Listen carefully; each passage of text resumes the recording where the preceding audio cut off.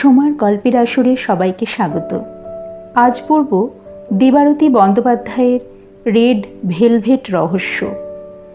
যেসব বন্ধুরা আমার চ্যানেলটি সাবস্ক্রাইব করেছো তাদের ধন্যবাদ জানাই। ভিডিওটি সাহিত্যপ্রেমীদের মধ্যে বেশি বেশি করে শেয়ার করতে ভুলো না। তোমাদের কমেন্ট এবং লাইক শেয়ার আমাকে ভালো উপন্যাস ও গল্প পাঠের উৎসাহ দেয়। উপন্যাসটি ইতিহাস আশ্রিত বলা হলেও কিছু জায়গা, ব্যক্তি এবং নাম তারিখ ছাড়া বাকি সব কাল্পনিক। জীবিত বা মৃত কারো জীবনের ঘটনার সঙ্গে সাদৃশ্য সম্পূর্ণ কাকতালীয়, কারণ সমস্তই কল্পনাপ্রসূত। শুরু করছি রেড ভেলভেট রহস্য। প্রাক কথন। 1796-এ ফ্রান্সিস স্লেটারের সঙ্গে মেরি হেস্টার রেবোর বিয়েতে কলচেস্টারের বড় মানুষেরা সকলেই উপস্থিত ছিলেন। ফ্রান্সিস তখন 26 বছরের তরতাজা এক সৈনিক। যুদ্ধে সুনাম পাওয়ার চেষ্টা করে চলেছেন নিরন্তর। তা আজ 9 বছর তো হলোই। আর মেরি হেস্টার এসেক্সের উইভেনহো পার্কের জমিদার আইজাক মার্টিন রেবোর আদরের বড় কন্যা। পরবর্তীকালে তাদের পরিচিত মানুষেরা লিখে রেখে গিয়েছেন যে এই দম্পতি সুখী হয়েছিলেন। ক্রমে ফ্রান্সিস স্লেটার শ্বশুরমশাইয়ের পদবি রেবো নিজের নামের শেষে যোগ করেন। স্ত্রীর সূত্রে তিনি উইভেনহো পার্ক আর যাবতীয় সম্পত্তির অধিকার পেয়েছিলেন। ফ্রান্সিস একেবারেই অকৃতজ্ঞ ছিলেন না, বরং বলা যায় যে জীবনে তিনি যাকে একবার কাছের মানুষ বলে মনে করেছেন, মৃত্যুর দিন অবধি তার ভালোর জন্য কাজ করেছেন। ফ্রান্সিস স্লেটার রেবোর এই বৈশিষ্ট্যই আমাদের কাহিনীর গোড়ায় রয়েছে। ইউরোপের ইতিহাসে 19 শতকের গোড়া থেকেই সময়টা বড় সমস্যার। যুদ্ধ লেগেই রয়েছে, আর যুদ্ধ তো দেশে ব্যাপারে নয়। নেপোলিয়নের আগ্রাসী ভূমিকার বিরুদ্ধে অনেক দেশই যে রুখে দাঁড়াতে বাধ্য হবে, এ আর বেশি কথা কি। অতএব রণক্ষেত্রে জয় পরাজয়ের উপর নির্ভর করছিল অনেকগুলো দেশের ভাগ্য। তবে পরে যিনি নেপোলিয়নকে ওয়াটারলুর যুদ্ধে হারিয়ে দিয়ে নিজের বিখ্যাত নামটিকে খ্যাতির প্রকৃত শিখরে পৌঁছে দিলেন, সেই আর্থার ওয়েলেসলি, অর্থাৎ প্রথম ডিউক অফ ওয়েলিংটনের সঙ্গে তার অধীনস্থ এক স্বল্পখ্যাত সেনানায়ক ফ্রান্সিস স্লেটার রেবোর যোগাযোগ তো এই যুদ্ধের কারণেই। ততদিনে রেবোর পারিবারিক জীবনের সমস্যা দেখা দিয়েছে। স্ত্রীর সঙ্গে তার সম্পর্ক অটুট ছিল চিরকাল। সমস্যাটা সম্পত্তি নিয়ে এমনটাও কেউ বলবে না। তবু একটা ঘটনা রেবো পরিবারকে নাড়িয়ে দিল। 1804-এ মেরি এমা, তাদের শিশুকন্যা, মারা গেল হঠাৎ। মেরি হেস্টার রেবো 1805-এ জন্ম দিলেন দ্বিতীয় কন্যার। এই কন্যাটির নাম রাখা হলো মেরি মার্টিন স্লেটার রেবো। এটা বলা যায় যে এই মেরির জন্য তারা নতুন করে বাঁচতে শিখলেন। রেবো যুদ্ধে একবার মারাত্মক আঘাত পেয়েছিলেন। ক্রমে তিনি উঠে দাঁড়ালেন বটে, তবে এই দম্পতির সন্তান আর হয়নি। মেরিকে নিয়ে রেবো পরিবারের আশা আকাঙ্ক্ষার তাই অন্ত ছিল না। একটা উদাহরণই যথেষ্ট। 1812 সালে যখন মেরির বছর 7 বয়স, পারিবারিক সূত্রে পরিচিত এক উদীয়মান শিল্পী জন কনস্টেবলকে ডেকে এই কন্যার পুরো প্রতিকৃতি আঁকান রেবো দম্পতি। একে কেউ হয়তো বলবেন ফ্যাশন, কেউ বলবেন আদিক্ষেতা। আমরা মনে করি একমাত্র সন্তানের প্রতি বাবা মায়ের অনিঃশেষ ভালোবাসার প্রতিফলন এই ছবি। কথা ছিল যে কনস্টেবল ছেলেটি উইভেনহো পার্কের ছবি আঁকবে গোটা কতক, রেবো দম্পতির ফরমায়েশে। তবে 1812-ই তার হলো কই। রেবো কর্তা গেলেন যুদ্ধে। নভেম্বরের শেষে পর্তুগালে তার পদোন্নতি হলো। ওয়েলেসলির অধীনে সেনাবাহিনীর বেশ বড় একটা অংশের ভার পেলেন রেবো। ইংরেজরা তখন পর্তুগিজদের সঙ্গে মিলে লড়াই করছে নেপোলিয়নের সৈন্যদের বিরুদ্ধে। পর্তুগালের রাজপরিবার ইংরেজদের সাহায্যে চেষ্টা করছেন নিজেদের জায়গায় ফিরতে। নেপোলিয়নের হাতে পড়ে তারা যে নিজেদের রাজকীয় অস্তিত্বই হারিয়ে বসেছিলেন। আর নেপোলিয়ন পর্তুগালের উপর একাধিপত্য কায়েম করা এখন একটু সময়ের অপেক্ষা মাত্র। এই কথা ভেবে তিনি খুশি হয়ে রওনা দিলেন রাশিয়ার দিকে। এরই কাছাকাছি সময়। রাশিয়াটাকে জয় করা বাকি থাকলে তো নেপোলিয়নের স্বপ্ন অধরা থেকে যাবে। এহেন অবস্থায় এক আজব ব্যাপার হলো। রেবো পর্তুগালে, আর্থার ওয়েলেসলি অর্থাৎ তাঁর সেনাধিনায়কও সেখানে। দুজনের দেখা হলো, আলোচনা হলো যুদ্ধের গতি প্রকৃতি নিয়ে। রেবোর সমান উচ্চপদস্থ অন্যরাও যোগ দিলেন সেই আলোচনায়। যুদ্ধ চলতে থাকলো। রেবো নিজের দায়িত্ব পালন করছিলেন একদম ঠিকঠাকভাবে। তিনি নিজের কাজটা চিরকালই মন দিয়ে করে থাকেন। সকলে জানত যে রেবোর আরও উন্নতি অবশ্যম্ভাবী। সৎ ও পরিশ্রমী সৈনিক বলে কথা। হঠাৎ সব শেষ। না, রেবো নিজে বা যুদ্ধ কোনোটাই শেষ হলো না। কেবল রেবোর জন্য লড়াইটা অকালে থেমে গেল। ডিসেম্বর 1812 আর জানুয়ারি 1813 খানিক সময় তিনি যুদ্ধে ছিলেন, নতুন পদোন্নতির পরে। পুরো 2 মাসও প্রত্যক্ষ যুদ্ধে না কাটিয়ে রেবো ফিরে গেলেন উইভেনহো পার্কে। আর কোনোদিন তিনি কোথাও যুদ্ধ করতে যাননি। উইভেনহো পার্ক, সংসার, জমিদারি আর এসেক্সের বিভিন্ন স্তরে সাম্মানিক ম্যাজিস্ট্রেট জাতীয় পদ অলঙ্কৃত করে তিনি বাকি জীবনটা কাটিয়ে দিলেন। এই ব্যাপারে 2টো জিনিস কৌতূহল উদ্রেক করে। প্রথমত, আর্থার ওয়েলেসলি সহ আরও উচ্চপদস্থ ইংরেজ সামরিক কর্তারা হঠাৎ কেন রেবোকে 2 মাসও নতুন এক উঁচু পদে কাজ না করিয়ে বাড়ি আসার ছুটি দিলেন? দ্বিতীয়, রেবো আর কোনোদিন যুদ্ধে না গেলেও তাঁর নিয়মিত পদোন্নতি হয়েছিল কেমন করে? তিনি মারা যাওয়ার অল্প কিছু বছর আগে জেনারেল হয়েছিলেন। এটা কি কেবলই তিনি অনেক দিন বেঁচে ছিলেন বলে রুটিন মাফিক একটা ঘটনা? অরার কথা। বহ্নি আমার প্রাণের চেয়েও প্রিয় বন্ধু। একসঙ্গে এতকাল আমরা বড় হয়েছি, তবু আজ এইসব কথা লিখতে বসে আমার হিংসে হচ্ছে। শরদিন্দু বন্দ্যোপাধ্যায়ের লেখায় অজিতের রাগ অভিমান হতো ব্যোমকেশের উপর। তবে তিনি বেশিরভাগ সময় বন্ধুর সঙ্গী হতে পারতেন বলে এরকম হিংসে নিশ্চয়ই হতো না। তারপরেই তিনি একটা সত্যান্বেষী অভিযানের গল্প গুছিয়ে লিখে ফেলতেন। সেই ডক্টর ওয়াটসনের শার্লক হোমসের ঘটনা লেখার কথাও এটা মনে পড়ায় বই কি। আমিও তো বহ্নির কথাই লিখছি। ওর জবানিতে অবশ্য নয়, অনেকটা গল্পের মতো করে। তবে ওর কাছে যা শুনেছি সেটা ভাবলেই আমার কথা থাক। আগে বহ্নি আমাকে যা বলেছে সেটা ভালো করে লিখে রাখার দায়িত্ব পালন করি। আমি তো নিজেই উৎসাহ করে আনন্দের সঙ্গে ওর সব রহস্য অভিযানের কাহিনী লিখব বলেছি। এই বেলা ঘটনাটা লিখে ফেলি। বহ্নি পুরো দম লাগিয়ে নিজের কাজটা করে। আমি আমারটা তো করি আগে, তারপর দেখা যাবে লেখার গুণে ডক্টর ওয়াটসন বা অজিত বা নিদেন পক্ষে তোপসে হওয়ার দৌড়ে আমি কতটা এগোলাম। বহ্নির একটা বড় চিন্তা দূর হয়ে গেল। ওর ভয় ছিল যে জন আঙ্কেল ওকে বনি বলে নির্ঘাত ডাকবেন। ইংরেজ মানুষের জিভে কি আর বহ্নি ঠিকঠাক উচ্চারণ হবে? ঠাকুর পরিবারের টেগর হওয়ার গল্প যে সকলেরই জানা। তবে ওর ক্ষেত্রে সব ঠিকভাবে এগোচ্ছে দেখা গেল। সোফি আন্টি নিশ্চয়ই ভালো করে তালিম দিয়ে রেখেছিলেন ওর স্বামীকে। জন আঙ্কেলের কেবল উচ্চারণ নয়, মানুষটাকেই বেশ ভালো লেগে গেল বহ্নির। ও যে নিজের নামটা নিয়ে স্পর্শকাতর সেটা মা নিশ্চয়ই সোফি আন্টিকে বলে দিয়েছিলেন। সোফি আন্টি তো বাংলায় এত পণ্ডিত যে কলকাতা বিশ্ববিদ্যালয়ে বিশেষ গবেষণার কাজে এসে মায়ের ভালো বন্ধু হয়ে গিয়েছেন সেই কবে। বহ্নির ব্যাপারটা বেশ পছন্দ। এই যে মা কলকাতা বিশ্ববিদ্যালয়ে ইংরেজি বিভাগে পড়ান, তিনি তো বাংলা বিভাগেও তুলনামূলক সাহিত্য বিষয়ে পাঠ দেন। এটা না হলে ওরা সোফি আন্টির কথা জানতো কেমন করে? সোফি ব্রাউন লন্ডনে স্কুল অফ ওরিয়েন্টাল স্টাডিজ অর্থাৎ সোয়াসে পড়ান। বাংলা সাহিত্য সংস্কৃতি তার গবেষণার বিষয়।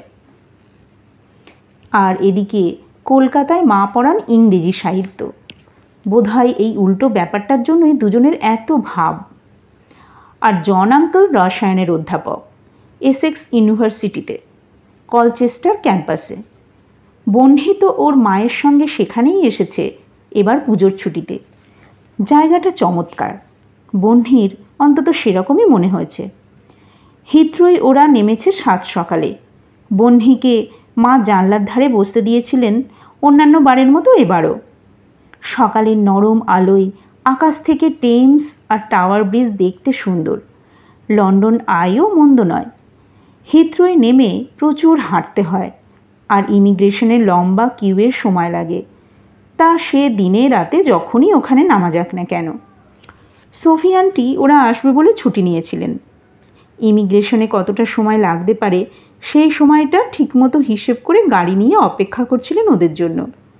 ওরা লাগেজের অপেক্ষা করার সময়ই মা ফোন চালু করে কথা বলে একদিকে সোফি আন্টি আর অন্যদিকে কলকাতায় বাবা, দাদু আর দিদুর সঙ্গে বেরিয়ে সেই দুদিক দরজাওয়ালা বড় লিফটে চড়ে কার পার্কে নেমে সোফি আন্টির গাড়িতে ওরা রওনা দিল এসেক্সের উদ্দেশ্যে। বাড়তি আর বাইরের গাড়ি এড়াতে লন্ডনের সাংঘাতিক বেশি চার্জ নেওয়া হয় এসব গাড়ি আনতে বা রাখতে হলে। সোফি আন্টি তাই কলচেস্টার বা উইভেনহো এবং লন্ডনের মধ্যে প্রতিদিন যাতায়াত করেন ট্রেনে। আজ ওদের সম্মানে তিনি বিশেষ ব্যবস্থা করেছেন জেড ল্যাগের কথা ভেবে। এসেক্সের পথে সোফি আন্টি গাড়ি ছোটালেন। ও সিট বেল্ট বাঁধা যেই শেষ করলো পিছনের সিটে আরাম করে বসে উনি লন্ডনের বাইরে দিয়ে চললেন চওড়া রাস্তা ধরে। কোথাও কোনো নোংরা নেই যথারীতি। রাস্তার দুপাশে প্রচুর বড় গাছ টানা চলল ওদের পাশে পাশে। তাদের দেখে বহ্নির মনটা ভালো হয়ে গেল এই কয়েক ঘন্টার মসৃণ পথ চলায়। সোফি আন্টি অক্লান্তভাবে টানা গাড়ি চালালেন মায়ের সঙ্গে জমানো সব গল্প করতে করতে। বহ্নি খুব উপভোগ করলো গোটা ব্যাপারটা। আগের অভিজ্ঞতা থেকেও জানে যে লন্ডন অবশ্যই খুব ভালো, তবু এসেক্স জায়গাটাও ওর খুব পছন্দ হয়েছে। এখানে বেশ গাছপালা আর একটা বড় খোলামেলা ঢেউ খেলানো ক্যাম্পাস। আর কে না জানে যে গাছ দেখলেই মেয়ের মন ভালো হয়ে যায়। বহ্নির নিজের ক্যাম্পাস অবশ্য পৃথিবীতে ওর সবচেয়ে প্রিয় জায়গা। শান্তিনিকেতন বলে কথা। বহ্নি এবার ইতিহাস নিয়ে বিশ্বভারতীতে ভর্তি হয়েছে। এত বছর হোস্টেলে থেকে পাঠভবনে লেখাপড়া করেছে যে মেয়ে, শান্তিনিকেতনের প্রতি তার তো গভীর টান থাকা স্বাভাবিক। দুটো ব্যাপারের জন্য মায়ের কাছেও চিরকৃতজ্ঞ। এত ভাগ্যিস মা ওর ছোটোবেলায় ব্রিটেনে পোস্ট ডক করতে আসার সময় ওকে পাঠভবনে ভর্তি করে এসেছিলেন বলে। সেই দ্বিতীয় শ্রেণী থেকে শান্তিনিকেতনে বাস করার সুযোগ হতো না কি এছাড়া? হ্যাঁ, গোড়ার দিকে বাড়ির জন্য অনেক মন কেমন করেছে। ক্রমে ওর মনটাই এমন হয়ে গেল যে এখন ওর প্রিয় জায়গা মানেই শান্তিনিকেতন। আর সেখানে যে বহ্নি বন্দ্যোপাধ্যায়ের একটা বিশেষ ব্যাপারে সুনাম হয়েছে সেটাও তো মাথায় রাখতে হবে। সব মিলিয়ে ব্যাপারটাই যে অন্যরকম শান্তিনিকেতনে। বহ্নি ওর মায়ের কাছে কৃতজ্ঞ নিজের নামটার জন্য। ওর মা নাকি ঠিক করেছিলেন যে মেয়ের নাম এটাই হবে। কেন? অন্য কিছু ভাবলেন না কেন? কারণ প্রফেসর বাণী বন্দ্যোপাধ্যায়ের ছাত্রছাত্রীদের কাছে তিনি বিবি ম্যাডাম নামেই পরিচিত। তো বাণী বন্দ্যোপাধ্যায়ের মতে ভিতরের আগুনটাকে জ্বালাতে শিখতে হয়, তবেই না মানুষ হওয়া যায়। ছোট্ট বহ্নিকে যখন কলকাতায় ওর ক্লাস টিচার নাম শুনে হেসে বলেছিলেন যে বড় হয়ে তো এই মেয়ে জ্বালিয়ে দেবে, ও তার মানে বোঝেনি, তবে মা বুঝেছিলেন। সেখানে আর ওকে পাঠাননি। বহ্নিকে বাড়িতে বি বলে ডাকেন বাবা মা। এই নামও মায়েরই দেওয়া। তারও একটা সাহিত্যিক কারণ আছে। ম্যাথিউ আর্নল্ডের কালচার অ্যান্ড অ্যানার্কি পড়ানোর সূত্রে মৌমাছির মধু আর মোম একযোগে তৈরি করার ক্ষমতার সঙ্গে কালচার বা সংস্কৃতির সম্পর্কের ব্যাপারটা বিবি ম্যামের বেশ পছন্দ ছিল। তাই তার মেয়ের নাম বি। মায়ের নিজের নামটাও খুব সুন্দর। মা সরস্বতীর কথা না ভেবে উপায় আছে? বিদেশেও নামটার উচ্চারণ নিয়ে সমস্যা হয় বলে বহ্নির মনে হয় না। আর মাকে কেউ কোথাও বাণী বা খরগোশ ভাবার সাহস করেছে বলে তো কল্পনা করা মুশকিল। ব্যক্তিত্বটাই এমন। তো যে কথা হচ্ছিল, বহ্নি তো মায়ের সঙ্গে সোফি আন্টির দেশে এসে পৌঁছলো। ওর বাবা তো বেশ উচ্চপদস্থ সরকারি কর্মচারী। পুজোর সময় তার সরকারি দায়িত্ব থাকায় তিনি ওদের সঙ্গে আসতে পারেননি। তাই অনেক আগ্রহ নিয়ে তিনি কলকাতায় অপেক্ষা করছেন ওদের এসেক্স বেড়ানোর গল্প সাক্ষাতে ভালো করে জমিয়ে শুনবেন বলে। ওরা বাড়ি ফেরার পরে ওর বাবা মনে করেন যে ভিডিও বা হোয়াটসঅ্যাপ কল মানে দুধের সাপ ঘোলে মেটানো মাত্র, ওতে প্রাণ ভরে না।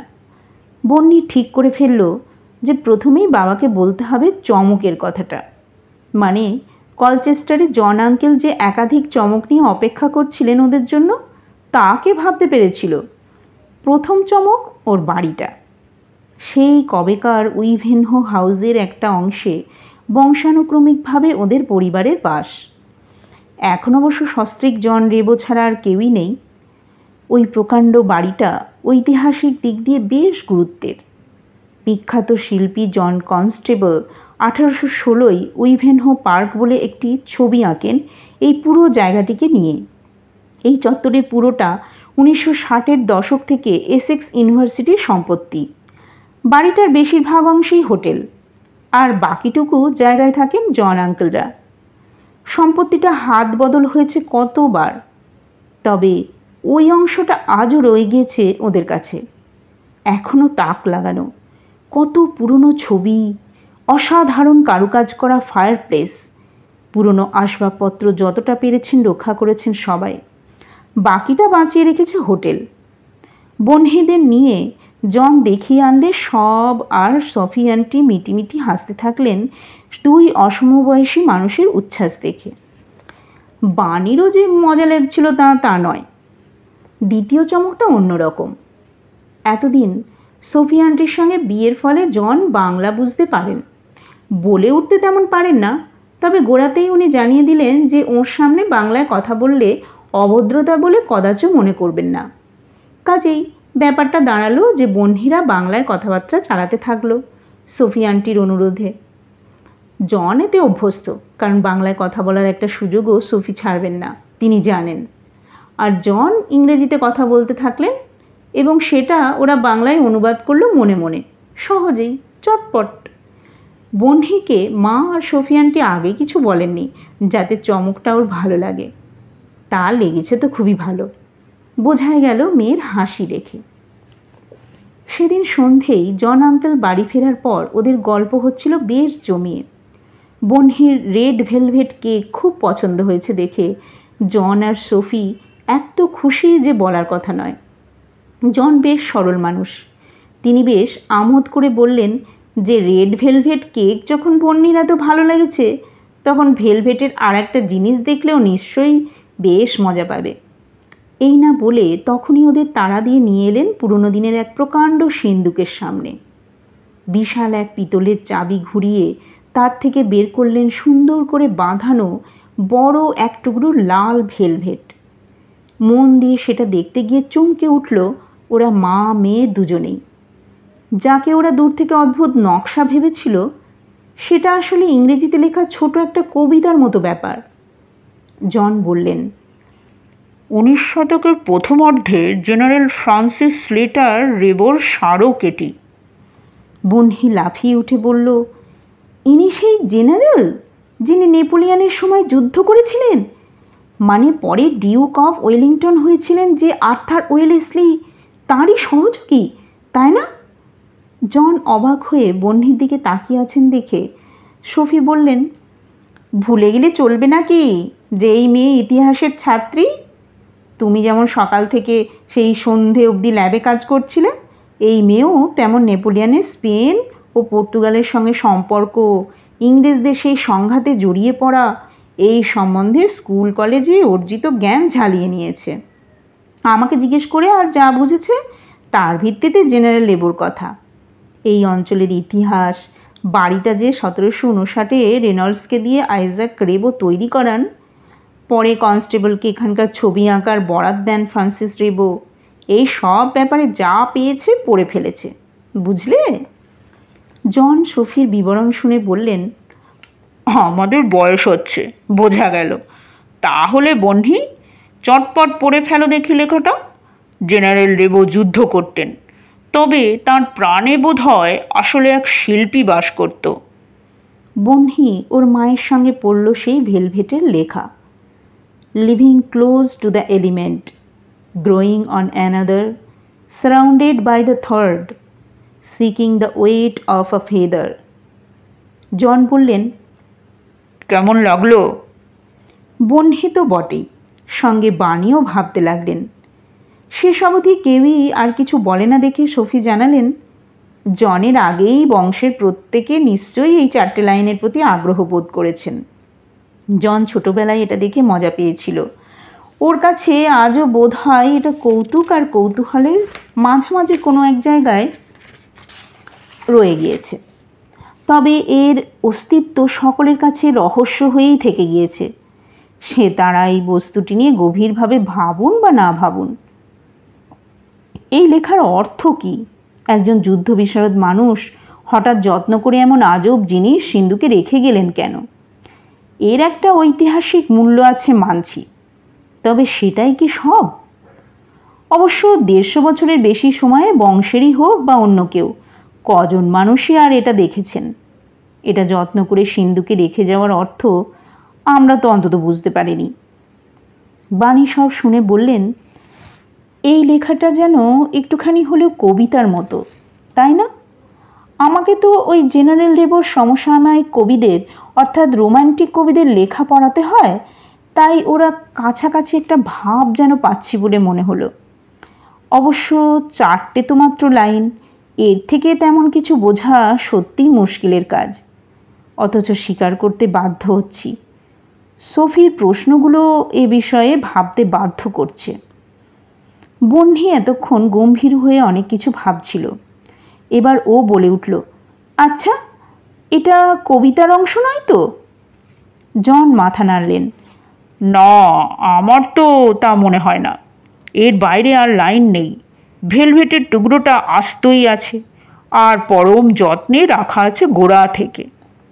বহ্নি মনে মনে তখন যথেষ্ট উত্তেজিত। অনেক চেষ্টা করে গলাটা শান্ত রেখে ও জিজ্ঞেস করলো, আচ্ছা, এই ভেলভেট উনি কাকে দিয়েছিলেন? জন বললেন, এর পিছনে একটা গল্প আছে। জেনারেল রেবো আর এই বাড়ির সম্পর্কে প্রচলিত অনেক গল্পের একটা এই বিষয়ে আলোকপাত করে। অনেক ইতিহাসবিদ জানতেন যে ইউরোপের ইতিহাস বিখ্যাত পেনিনসুলার যুদ্ধে উনি অংশ নিয়েছিলেন। যেটা বিশেষ কেউ জানতেন না সেটা হচ্ছে যে আর্থার ওয়েলেসলির পোশাক আর জুতোকে সেনাবাহিনীর অনেকের মতো রেবোও খুব পছন্দ করতেন। ওয়েলিংটন বুটের কথা শুনেছ তো? আর্থার ওয়েলেসলি পরে ডিউক অফ ওয়েলিংটন হয়েছিলেন বলে ওর পছন্দের বুট, মানে ওই হাঁটু অবধি ঢাকা জুতো, যেটা বোধহয় ওদের যুদ্ধক্ষেত্রে জলে কাদায় অনেক কাজে লাগতো, সেটার নামই বিখ্যাত হয়ে গিয়েছিল ওয়েলিংটন বুট বলে। নেপোলিয়নকে হারিয়ে ওয়েলিংটন নামটা বিখ্যাত করার অনেক আগেই ওয়েলেসলি ওই বুট পরতেন। তাই বোধহয় ফ্রান্সিস রেবো পেনিনসুলার ওয়ার থেকে 1813 গোড়ায় যখন বাড়ি ফিরলেন, তখন একজোড়া ওয়েলিংটন বুটে করে 2টো কর্ক ওক গাছের চারা এনে উনি এখানে পুঁতেছিলেন। সবাই বুঝেছিল যে এগুলোর ক্ষেত্রে বোধহয় ওর কাছে যুদ্ধের স্মারক হিসেবে আবেগজড়িত একটা ব্যাপার ছিল। বাড়ির গায়ে 2টো বড় ওক গাছ দেখেছ তো? এগুলোই ওর আনা সেই গাছ দুটো বা তাদের সন্তান। 1845 অক্টোবরে জেনারেল রেবো মারা যান। কথিত আছে তাঁর স্ত্রী মিসেস মেরি ভেলভেটের টুকরোই ওই 4টে লাইন লেখেন। যাই হোক, তখন তিনিই বা কোথায়? কন্যা মেরির স্বামী সম্পত্তিটা পান, এখানেই থেকে গিয়েছিলেন চিরকাল। তিনিও রেবো পদবিটা নেন। মৃত্যুর আগে বছর খানেকের বেশি জেনারেল রেবো কেমন আচ্ছন্ন হয়েছিলেন। এখনকার দিনে ডাক্তার হয়তো বলতেন যে স্ট্রোক হয়েছিল, প্যারালিসিস বা কোমা হয়েছিল তার ফলে। জামাই খুব যত্ন নিতেন মানুষটার, খুব শ্রদ্ধা ভক্তি করতেন ওকে। তো মৃত্যুর খানিক আগে সবাইকে অবাক করে দিয়ে জেনারেল রেবো চোখ খুললেন আচ্ছন্নতা খানিক কাটিয়ে। তিনি কথা বলতে পারেননি অবশ্য, ইশারায় কিছু বোঝানোর চেষ্টা করলেন। ঘরে উপস্থিত মানুষেরা আন্দাজ করেছিলেন যে উনি ওক গাছের কাছে যেতে চাইছেন, তবে সেটা পারবেন না বুঝেছেন। পুরনো এক অনুগত ভৃত্য ফেল্প তার পরের অংশটুকু বুঝেছিল। সে বুদ্ধি করে ভেলভেটের টুকরোটাও ওর কাছে আনার কথা বলে ওদের। উনি কোনো ক্রমে ইশারায় জামাইকে এটার বিশেষ যত্ন নিতে বলেন। আরও কিছু বোঝাতে চেয়েছিলেন, পারেননি, মারা যান। তখনকার দিনের নিয়ম অনুযায়ী বিবাহিত মহিলার সম্পত্তির মালিক হতেন তার স্বামী। যেমন জেনারেল রেবো উইভেনহোর এই সম্পত্তি পান স্ত্রীর থেকে, ঠিক তেমনই তার জামাই ওর পরে এই সম্পত্তি পান। ভেলভেটের টুকরোটাই ইনি যত্ন করে রেখেছিলেন। ইনি পার্লামেন্টে যান রেবো পদবি নিয়ে। 1845 ডিসেম্বরে ইনি আবার বিয়ে করেন। এই রেবো বংশই আজও বর্তমান। আমি এই বংশের বলে এই গল্পটা জানি। পরে বাড়িটা বিক্রি হয়, সারানো হয়, বাড়ানো হয়, হোটেল হয়, এসেক্স ইউনিভার্সিটি নেয়, কত ইতিহাস। তবে ওক গাছ দুটোর মতোই এই ভেলভেটের যত্ন করে বাঁধিয়ে রক্ষণাবেক্ষণ করার টুকরোটা নিয়ে বাড়ির একদিকের সাবেক অংশে রয়ে গিয়েছি রেবোর নামের বংশেরই আমরা। বহ্নি মনোযোগ দিয়ে শুনে যেন পুরোটা ছবির মতো করে কল্পনা করে নিল। এই সব কথা বলতে বলতে অনেক রাত হয়ে গেল বলে সেদিনকার মতো সকলে ঘুমোতে গেলেন। চমৎকার একটা বিছানায় শুয়েও অবশ্য বহ্নির একটুও ঘুম হলো না। তার জন্য দায়ী নির্ঘাত সোফি আন্টি। বৈঠকের শেষে তিনি যে বহ্নির দিকে তাকিয়ে বলে উঠেছিলেন, বাণী, তোমার মেয়ের চোখ দুটো দেখো। তুমি ওর যে সত্যান্বেষণের কথা জানিয়েছ, সেসব কাজ করতে হলে বোধহয় চোখের ভাষা এমনই হয়ে যায়। অমনি বাণীদেবী তাঁর কন্যার দিকে একবার তাকিয়ে মুচকি হাসলেন, আর তাতেই বহ্নির ঘুম উড়ে গেল। সোফি আন্টি বললেন এবং মা হেসে মেনে নিলেন। ব্যাপারটা কি দাঁড়ালো? বহ্নি তো নাম করেছে খুদে গোয়েন্দা বলে, তাও আজ বেশ কয়েক বছর হয়ে গিয়েছে শান্তিনিকেতনের সেই ব্যাপারটা থেকে যার সূত্রপাত। তো তার মানে কি সোফি আন্টি ওকে খেপাচ্ছেন, নাকি বুঝে ফেলেছেন যে এই গল্পটায় কেমন যেন রহস্যের গন্ধ পেয়ে গিয়েছে বহ্নি? না, ধরা যাচ্ছে না কোনোটা। খুবই খারাপ ঘটনা। ও গোয়েন্দা হয়ে বড়দের কথা সত্যি না ঠাট্টা বুঝতে পারল না, অথচ ওরা ওর মুখের দিকে এক ঝলক তাকিয়ে মনের কথা ধরে ফেললেন। মহা মুশকিল। ফরাসি সম্রাট নেপোলিয়ান কেবল ইংরেজদের নয়, পৃথিবীর অনেকগুলো দেশের চরম শত্রু। এই মানুষটি প্রথমে অস্ট্রিয়াকে যথেচ্ছতাইভাবে হারালেন, নাস্তানুবোধ করলেন, আর 1810-এ এখানকার রাজবংশের অষ্টাদশী কন্যাকে বিবাহ করার জন্য ব্যগ্র হয়ে উঠলেন। আগের স্ত্রীকে আনুষ্ঠানিকভাবে বিদায় জানিয়েছেন তিনি। অতএব নেপোলিয়ানের এটি দ্বিতীয় বিয়ে।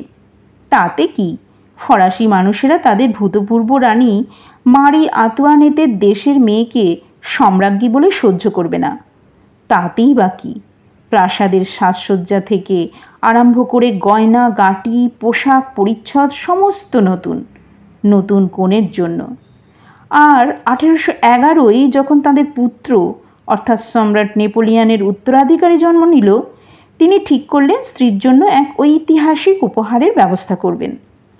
জিনিসটা ঐতিহাসিক সন্দেহ নেই, কারণ পৃথিবীতে এই একটিই বর্তমান এবং এর সঙ্গে ফ্রান্স ও অস্ট্রিয়ার যৌথ ইতিহাস জড়িত। সমস্যা একটাই, যে বস্তুটির কথা সম্রাট ভেবেছিলেন সেটি তাঁর কাছে ছিল না, নিখোঁজ ছিল অনেকদিন আগে থেকে, সঙ্গত ঐতিহাসিক কারণে। তবে গুপ্তচর লাগিয়ে নেপোলিয়ান তার হদিশ পেলেন ইউরোপেরই এক দেশে। তাদের দেশে ফরাসি সেনা গিয়ে যুদ্ধ করছে, সম্রাট ওই দেশটাকে পুরোপুরি নিজের পকেটে পুরে ফেলতে চান বলে। বিরক্তির কারণ অবশ্য একটা মাথাচাড়া দিচ্ছে। ইংরেজরা এর মধ্যে ঢুকে পড়েছে নেপোলিয়ানের এই বিরোধী দেশের পক্ষ নিয়ে। বিরক্তির আর এক কারণ ওদের সেনানায়ক আর্থার ওয়েলেসলি। নেপোলিয়ানের সৈন্যরা এই ইংরেজদের কিছুতেই পেরে ফেলতে পারছে না, এবং বিরক্তির সবচেয়ে বড় কারণ এটাই যে মহামূল্যবান হারানো বস্তুটির সন্ধান নাকি পেয়েছে ওই ওয়েলেসলিও। সেও জানে এর রাজনৈতিক তথা কূটনৈতিক মূল্য। গুপ্তচরের কথায় নেপোলিয়ান তো তেমনই বুঝলেন। সে সভয়ে আরও যেটা বলার চেষ্টা করছিল সেটা অবশ্য উনি আদপেই বিশ্বাস করেননি। ওয়েলেসলিকে নাকি ওখানকার ওই বিশ্বাসঘাতক রাজপরিবারই জিনিসটা উপহার দিয়েছে, সে ওদের বাঁচানোর জন্য এসেছে বলে। ফরাসি জিনিস নিখোঁজ হয়েছিল। প্রথম কথা, ওই রাজপরিবার ওটা হাতে পেল কিভাবে, এবং যদি কোনোভাবে পেয়ে থাকে ওয়েলেসলি হাতে ওটা তুলে দেওয়ার ওরা কে? না, পৃথিবীতে কারও এত দুঃসাহস থাকা অসম্ভব। অতএব গুপ্তচরটার পুরো খবর বিশ্বাসযোগ্য নয়। তবে এটা হয়তো ঠিক যে ওয়েলেসলি কোনোভাবে এর কিছু হদিশ পেয়েছে। এইসব তুচ্ছ ইংরেজের সঙ্গে সম্রাটকে এই ব্যাপারে প্রতিযোগিতায় নামতে হবে নাকি? না, গুপ্তচরগুলো অপদার্থ। ওখানে ফরাসি সৈন্যদের নেতৃত্ব দিচ্ছে যে সেও তাই। বুদ্ধি ও শক্তির চূড়ান্ত প্রকাশ ঘটেছে একমাত্র নেপোলিয়নের মধ্যে। সেই তিনিই একটা জিনিস স্ত্রীকে দিতে চাইবেন আর সেটা তার হাতে পৌঁছবে না, এর চেয়ে অসম্মানের ব্যাপার আর আছে কি? তবে রাশিয়ার সমস্যাটাও আর জিইয়ে রাখা যাবে না। সম্রাট হিসেবে রাশিয়া নিয়ে পরিকল্পনা করা এখনই দরকার। আর নিজে গিয়ে অনুসন্ধান চালিয়ে একটা জিনিস বের করা, তা সে যত দুষ্প্রাপ্যই হোক না কেন, তা নেপোলিয়নের কাজ নাকি? জোসেফকে রাজা করা গিয়েছে কেন? তারই তো উচিত দায়িত্ব নিয়ে ব্যাপারটা চট করে নিষ্পত্তি করে ফেলা, জিনিসটাকে জোগাড় করে এনে নেপোলিয়নের হাতে তুলে দেওয়া তার আশু কর্তব্যের মধ্যে পড়ে। জোসেফকেই কাজে লাগাতে হবে মনস্থ করলেন সম্রাট। চরম গোপনীয়তার সঙ্গে বিশেষ দূতের হাতে তার কাছে নির্দেশ চলে গেল অচিরেই। জোসেফ যথাসময়ে নির্দেশটি হাতে পেয়েছিলেন তো? তিনি কি পেরেছিলেন সম্রাটের ইচ্ছে পূরণ করতে? সারা রাত না ঘুমিয়ে বহ্নি ওই 4 লাইন সম্বলিত ভেলভেটের রহস্যের সমাধান করতে পেরেছিল কিনা তা অবশ্য পরদিন সকালেই কারো জানার কোনো উপায় ছিল না।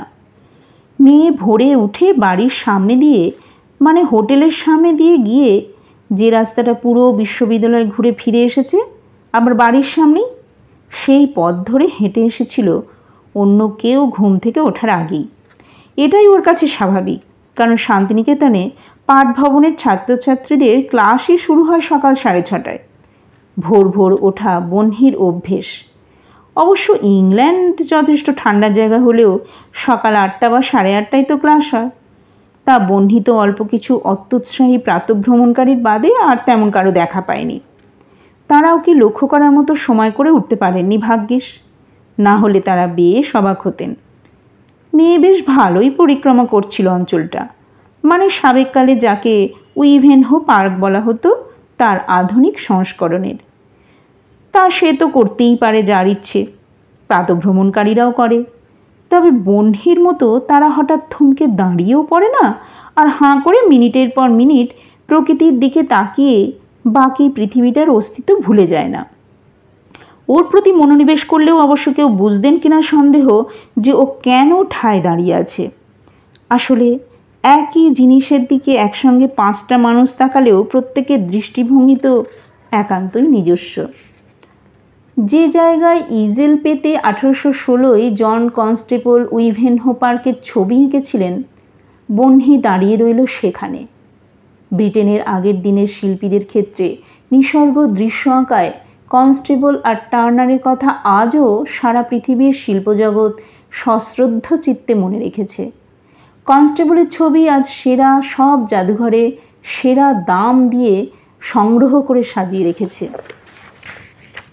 তবে জগতের অন্য অনেক বিখ্যাত শিল্পীর মতো তাঁর আঁকা ছবিও জীবদ্দশায় যে বড় একটা স্বাচ্ছন্দ্য এনে দিয়েছিল তা এমন নয়। কেন এমন হয় কে জানে। কত শিল্পী নিজে আধপেটা খেয়ে পৃথিবীর সব সেরা শিল্পদ্রব্য তৈরি করে দেন, আর দরিদ্র অবস্থায় তিনি মারা গেলে কিছু বছর বা 1-8 শতকের মধ্যে ডলার বা পাউন্ড বা ইউরো বা ইয়েনের ঝুলি নিয়ে শিল্প সংগ্রাহকরা প্রতিযোগিতায় নামেন সেই কাজ কিনতে। সত্যি বড়ই বিচিত্র এই শিল্পের জগতের ইতিহাস। এইসব ভাবতে ভাবতে বহ্নি ওখানে দাঁড়িয়ে রইল অনেকক্ষণ। ছবির কপিতে বহ্নি দেখেছে জলের অপর দিকে, মানে এখান থেকে ডান দিকে হেঁটে ঘুরে গিয়ে যেখানে পৌঁছানো যাবে সেখানে গাছ আর বাড়িটার সামান্য অংশ দেখা যাচ্ছে। ছবিতে দেখানো জলের অবস্থান অবশ্য পুরো ঠিক। শিল্পী তথা ছবির দর্শক তথা এখন বহ্নির একদম সামনে। অবশ্য ক্যানভাসের বাঁদিকের কাছের বা দূরের কোনো অংশ এখন খুঁজে পাওয়ার চেষ্টা করা বৃথা, কারণ এসেক্স ইউনিভার্সিটির বড় বাড়িগুলো ওই দিক জুড়ে অবস্থিত। কনস্টেবলের ছবিতে অবশ্য বাঁদিকে জলের ধারে মাঠ, আর অনেক দূরে পুঁচকে একটা গাধায় টানা গাড়ি করে লাল জামা পরা একটা মেয়ে চলেছে বাড়িটার দিকে। ওই মেয়েটিকে ছবিটায় ঢোকানো হয়েছিল ফ্রান্সিস রেবোর নির্দেশে, কারণ আদরের কন্যাটি এই ছবিতে থাকবে এটাই তাঁর ইচ্ছে ছিল। ভোরের হিমেল হাওয়ায় জলের ধারে কতক্ষণ দাঁড়িয়ে বহ্নির মাথাটা একদম ঠান্ডা হয়ে গেল। কে না জানে যে কেউ উত্তেজিত থাকলে বা মাথা গরম করলে বুদ্ধি মোটে খোলে না। বহ্নির মাথাটা আক্ষরিক অর্থেই ঠান্ডা হওয়ায় ওর একটু আশা জাগলো মনে যে এবার বোধহয় বুদ্ধির খোলতায় হওয়া আসন্ন। সেদিন শনিবার। জন ও সোফি দুজনেরই ছুটি ছিল। তারা কেউই ওই সপ্তাহান্তে যার যার কর্মস্থলে সব অধ্যাপকদের যে কাজটা ঘুরিয়ে ফিরিয়ে করতে হয় সেই কাজটা রাখেননি। মানে পরের বছর বা ভবিষ্যতে কোনো সময় যেসব হবু ছাত্রছাত্রী হয়তো ওই বিশ্ববিদ্যালয়ে পড়বে বলে ভাববে, এখন তারা এলে ঘুরিয়ে দেখাতে হয়। প্রাতরাশের পর জন আঙ্কেলকে কয়েকটা প্রশ্ন করতে তাই অসুবিধে হলো না। বানি আর সোফি যথারীতি আগ্রহের সঙ্গে আলোচনায় উপস্থিত ছিলেন। প্রথম প্রশ্ন, ওই লাইনগুলো ওই এলিমেন্ট কথাটা এতবার দেখে কি মনে হয়? জন বেচারা একটু ঘাবড়ে গিয়ে বললেন, আসলে শব্দটা শুনলে আমার যা মনে হয় সেটা একেবারে রসায়নের ব্যাপার। জেনারেল লেবু কি আর হাইড্রোজেন বা অক্সিজেনের সম্বন্ধে বলেছিলেন? মনে তো হয় না। বহ্নি মন দিয়ে শুনল, কিছু বলল না। আসলে ও তো ঠিক করেছিল যে প্র্যাকটিস করে আয়ত্ত করবে একটা অত্যাবশ্যক গুণ। ওর মুখ থেকে মনের কথা যাতে অত সহজে কেউ পড়ে ফেলতে না পারেন। গতরাতে ভালোই শিক্ষা হয়েছে। হ্যারি পটার বেচারা নিশ্চয়ই এরই একটা চরম রূপের সম্মুখীন হয়েছিল যখন ভলডেমর্ট অনেক দূর থেকে ওর মনের কথা পড়ে ফেলতে পারত আর কিছু দৃশ্য ওর মাথায় ঢুকিয়ে দেওয়ার চেষ্টা করত। স্নেপ তো এসব আটকাতে হ্যারিকে ভালো ট্রেনিং দিতে চেয়েছিলেন। তবে মনের জোর থাকলে বহ্নি নিজেই নিশ্চয়ই অভিব্যক্তি থেকে আরম্ভ করে ভাবনা চিন্তা আচার আচরণে নিয়ন্ত্রণ আনতে পারবে। বানি বললেন, সাহিত্যের জগতে এলিমেন্ট মানে বাতাস, জল এসবকে বোঝায়, মানে ল্যান্ডস্কেপের উপাদান আর কি। ওই সময়ের অল্প আগে ইংরেজি সাহিত্যে এরা জায়গা করে নিয়েছিল। জন উত্তেজিত হয়ে বললেন, আরে ছি, বানি বললেন তবে আমি মনে করতে পারলাম। আমারই তো ভাবা উচিত ছিল সবার আগে। আধুনিক কেমিস্ট তথা ফিলোজফারের পূর্বসূরিদের বলা হতো অ্যালকেমিস্ট। দেখেছো কাণ্ড? হ্যারি পটার মনে এলো একটু আগে আর অমনি অ্যালকেমিস্টের কথা। Harry Potter and the philosopher স্টোনে নিকোলাস ফ্লামেলের আবিষ্কার ভুলে গেলে চলবে? এদের মতো 4টি এলিমেন্ট সব কিছুর মূলে, বাতাস, আগুন, জল আর পৃথিবী মানে মাটি। বানিও সমান উত্তেজিত হয়ে বললেন, আরে আমারও মনে পড়া উচিত ছিল এই কথাটা। বহ্নি নিজের আচরণ সম্পর্কে যা সিদ্ধান্ত নিয়েছিল এই খানিক আগে সব ভুলে লাফিয়ে উঠে বলে ফেলল, দুজনকেই সেলাম। তিনজনে অবাক হয়ে তাকিয়ে রইলেন। বহ্নির ততক্ষণ লজ্জা করছে। ও বিশেষ করে শান্ত হয়ে বসে দ্বিতীয় প্রশ্নটা করল জন আঙ্কেলকে। আমি হয়তো এই প্রশ্নের উত্তরটা আন্দাজ করতে পারি, তবু একবার বুঝে নিই, সিন্ধুকে বা জেনারেল রেবোর সম্পত্তির মধ্যে কোথাও কোনো পালক ছিল না, তাই না? জন জানালেন যে জেনারেল রেবোর সম্পত্তির মধ্যে কেবল নয়, বাড়ির কোথাও বিশেষ কোনো পালক পাওয়া যায়নি। বংশের কেউই এলিমেন্টের সঙ্গে পালকের সম্পর্ক বুঝে উঠতে পারেননি। বহ্নি এবারে তিনজনকেই দারুণ চমকে দিয়ে বলল, আমি কি বুঝেছি বলি? স্পষ্ট দেখা গেল যে সবাই ভাবার চেষ্টা করছেন যে প্রায় 200 বছর আগেকার লেখা বহ্নির পক্ষে এক রাত্রিরে বোঝা সম্ভব হলো কি করে। বানি অবশ্য জানেন যে তার বি কখনো অবান্তর কথা বলে না। তাহলে কি সত্যি? বহ্নি শুরু করল, এলিমেন্ট কথাটা যেহেতু 3 বার রয়েছে 4 লাইনে, তাই প্রথমেই মনে হয় যে ওই শব্দটাকে বিশেষ করে লক্ষ্য করবেন পাঠক। এটাই যেন উদ্দেশ্য ছিল লেখক বা কবির। জন আঙ্কেলের মতো আমারও মনে হয়েছিল এটা বোধহয় রসায়নের ব্যাপার নয়। তাহলে এলিমেন্ট কাকে বলে? আজ ভোরবেলায় হাঁটতে গিয়ে জন কনস্টেবল যে অবস্থান থেকে এখানকার নিসর্গ দৃশ্য এঁকেছিলেন সেখানেও অনেকক্ষণ দাঁড়িয়েছিলাম। তাতে আমার মনে হয়েছিল যে আমরা তো এলিমেন্টাল নেচার কথাটা ব্যবহার করি কখনো, তাহলে এলিমেন্টের সঙ্গে যোগ রয়েছে প্রকৃতির। আর প্রকৃতি ভাবলেই মনে পড়ে আলো, হাওয়া, জল, মাটি, এইসব। আমার সামনে তখন কতটা জল, আর তখনই আমার মনে হলো প্রথম এলিমেন্ট যদি জল হয়, living close to the element, তাই না? লিভিং শব্দটা নিয়েও অনেক ভাবনা চিন্তা করেছি। শব্দটার মানে বেঁচে থাকা আর বাস করা দুটোই হয়। তারপর ভাবলাম এই ক্ষেত্রে অন্তত শব্দটা দুটো অর্থের মধ্যে কোনো বিরোধ তো নেই। জলের পাশ দিয়ে হেঁটে তো জেনারেল রেবোর বাসস্থান, মানে এই বাড়িতে আসতে হতো। জল ও বাড়ি যেমন দূরত্ব অনুযায়ী তেমন এই অর্থেও ক্লোজ। তাহলে দ্বিতীয় এলিমেন্ট কি? Growing on another. কে বা কি বেড়ে ওঠে এবং কোথায়? বাড়িটার দিকে তাকালে তো সবার আগে চোখে পড়ে গাছ। গাছ দুটোকে দেখে আমার মনে হলো যে দ্বিতীয় এলিমেন্ট কি তবে মাটি?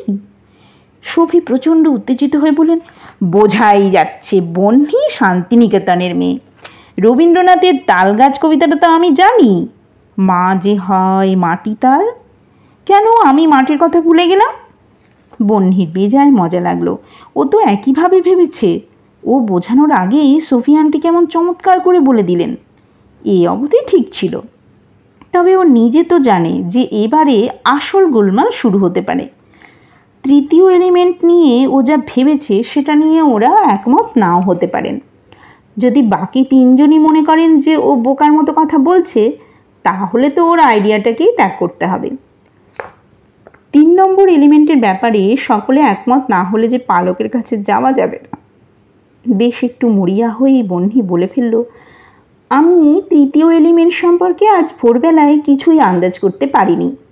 এই খানিক আগে মায়ের সাহিত্যে ন্যাচারাল এলিমেন্টস আর জন আঙ্কেলের অ্যালকেমিস্টদের কথা শুনে আমি একটা জিনিস ভেবেছি। যা থাকে কপালে বলেই ফেলি। তৃতীয় এলিমেন্ট বাড়ির আশপাশে বা প্রকৃতির ছবিতে নেই।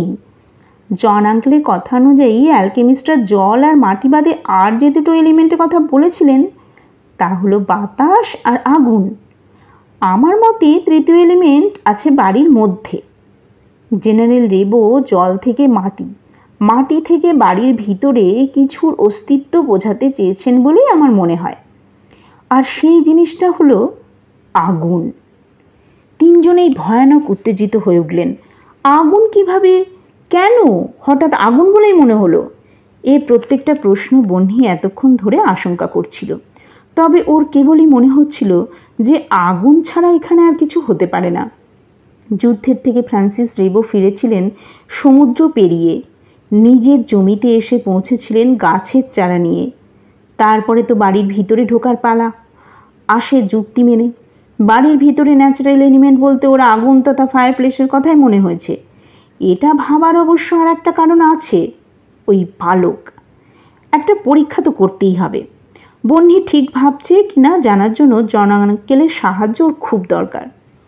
বহ্নি আর্জি পেশ করল, জন আঙ্কেল, আমাকে বাড়ির সবকটা ফায়ার প্লেস আর একবার ঘুরিয়ে দেখাবেন?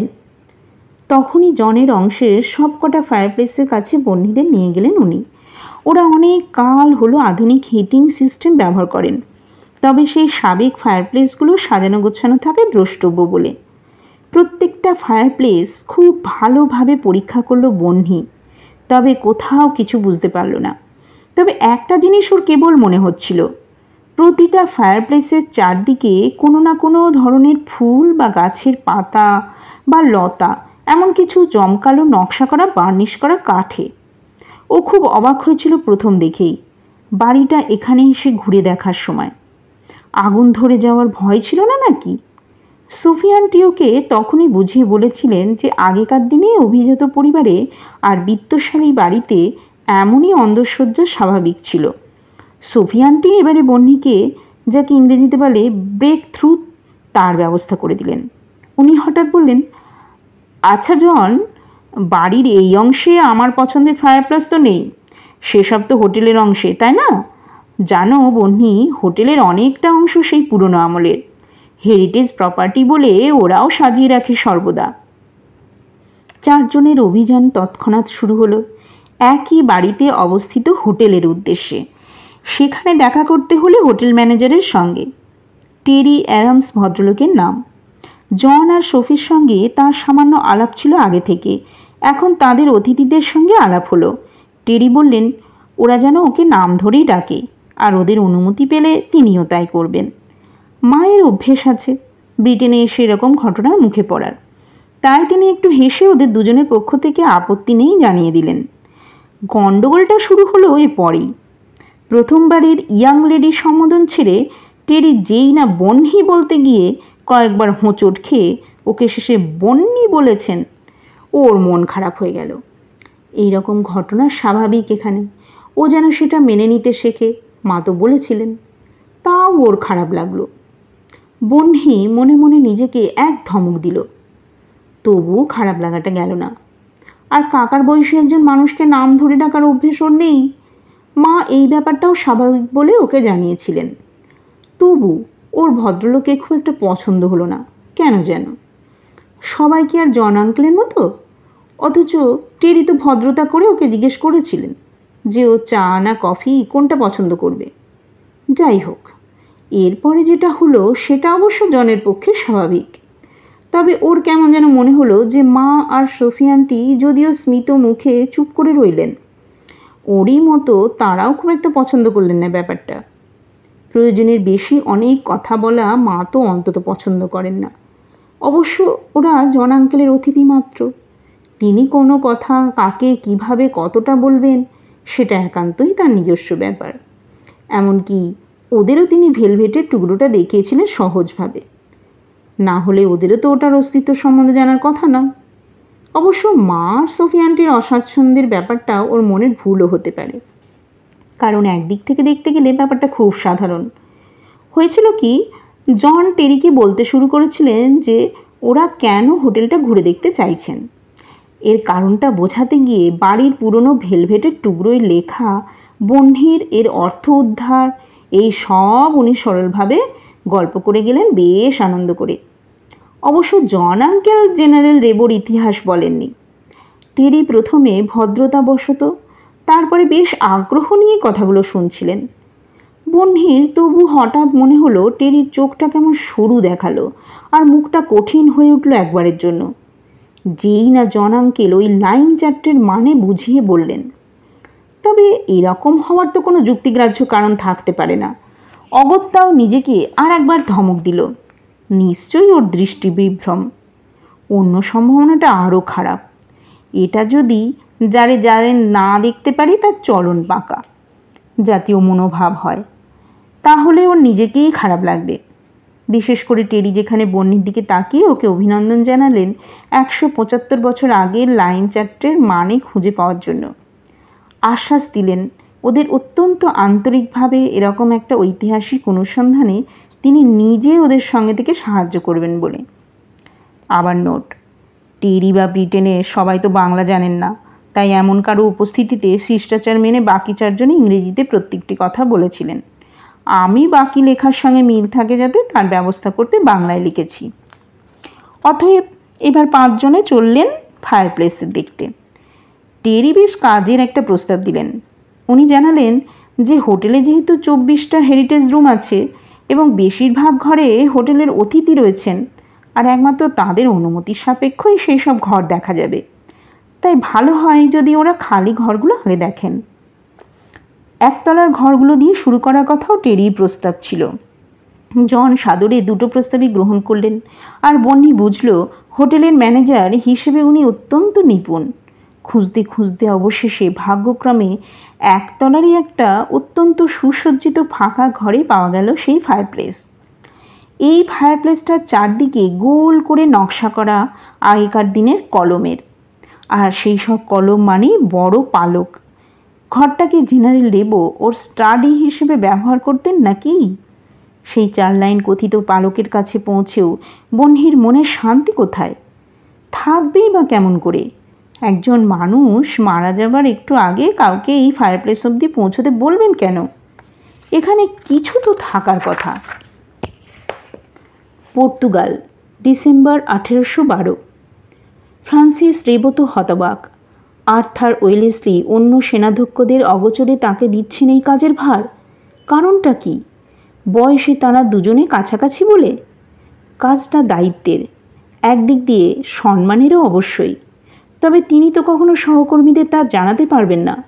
কাজটার প্রাথমিক শর্তই যে তাই। সেনাবাহিনীর সকলে ভাববে তিনি কাপুরুষ। পরিবারের সকলে ওকে দেখে অবশ্য খুশি হবে।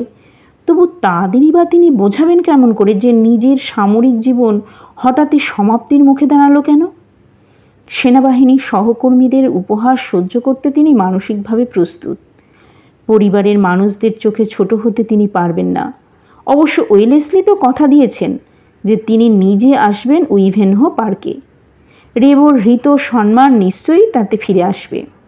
আর সুচারুরূপে দায়িত্ব পালনের পুরস্কার মানসিক শান্তি। সেই শান্তি নিশ্চয়ই সব প্রশ্ন আর অপমানের মুখে স্থির থাকতে সাহায্য করবে তাকে। তবে স্ত্রীকে একটু আভাস দিতে হবে তাকে। দুজনের মনের বড্ড মিল যে। তিনিও যদি তার ফ্রান্সিসকে ভুল বোঝেন, তবে তার চেয়ে ব্যাপারটা একটু জানিয়ে রাখা ভালো। তাছাড়া ওয়েলেসলি যখন উইভেনহো পার্কে আসবেন, গৃহকর্ত্রীই তো তাকে অভ্যর্থনা করবেন। সহধর্মিণীকে যোগ্য সম্মান দেওয়া রেবোর কর্তব্য। আর ওয়েলেসলির কাজের স্মারক হিসেবে তিনি কেনই বা তার বুটের আদলে তৈরি জুতো জোড়ায় যত্ন করে দুটো কর্ক ওকে চারা বয়ে নিয়ে যাচ্ছেন এই শেষ যুদ্ধ থেকে, তার কারণও গিন্নিকে জানাতে হবে বই কি। 1823, কলচেস্টার। আজও রেবো হতবাক। সেদিনের আর্থার ওয়েলেসলি ইতিমধ্যে নেপোলিয়নকে ওয়াটারলু যুদ্ধে হারিয়ে পৃথিবী বিখ্যাত প্রথম ডিউক অফ ওয়েলিংটন। তিনি রাজনীতির জগতেরও মানুষ আজ। এই মানুষটি আংশিকভাবে হলেও তার অঙ্গীকার রেখেছেন। রেবোর সঙ্গে দেখা করতে এসেক্সে এসেছেন। দেখা হয়েছে, তবে মন মোটেই শান্ত হয়নি রেবোর। ওয়েলিংটন নিজে তাকে বুঝিয়ে বলেছেন যে এসেক্সের অন্য উচ্চপদস্থ মানুষ বা জমিদারদের থেকে বেশি সময় ধরে তিনি রেবোর সঙ্গে নিভৃত আলোচনায় বসলে কথা উঠবেই। সেটা একেবারেই কাম্য নয়। রেবোর বাড়িতে ব্যক্তিগত আতিথ্য স্বীকার করতে তিনি পারলেন না একই কারণে।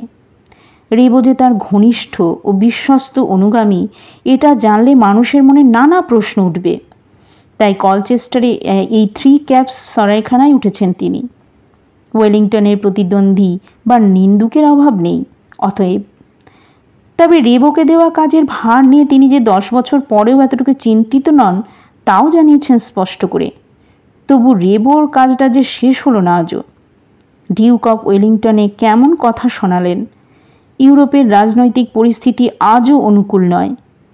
রেবোর ঘটনা, ব্রিটেন তথা ওয়েলিংটনের ভূমিকা এদের জানা উচিত নয় আজও। তাই তিনিও রেবোকে ভারমুক্ত করতে অপরাগ। আবার তিনি আসবেন। তিনি নিজে না এলে রেবো যেন কোনোভাবেই যোগাযোগ চেষ্টা না করে। প্রাণান্তকর পরিস্থিতি হলেও না।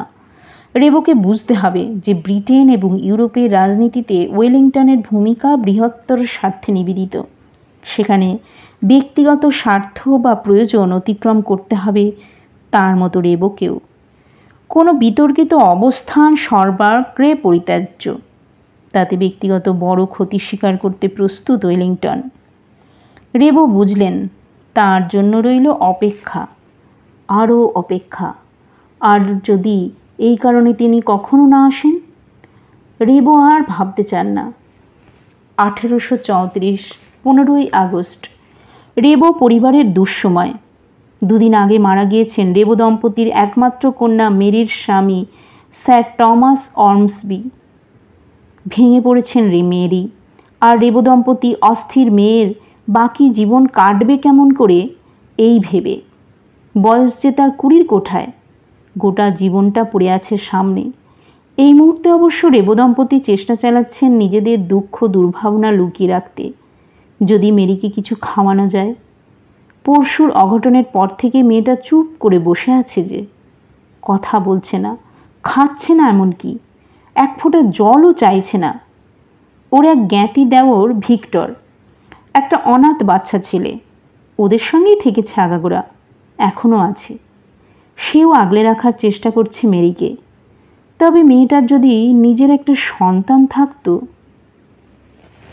1835 23শে জুলাই, উইভেনহো পার্ক।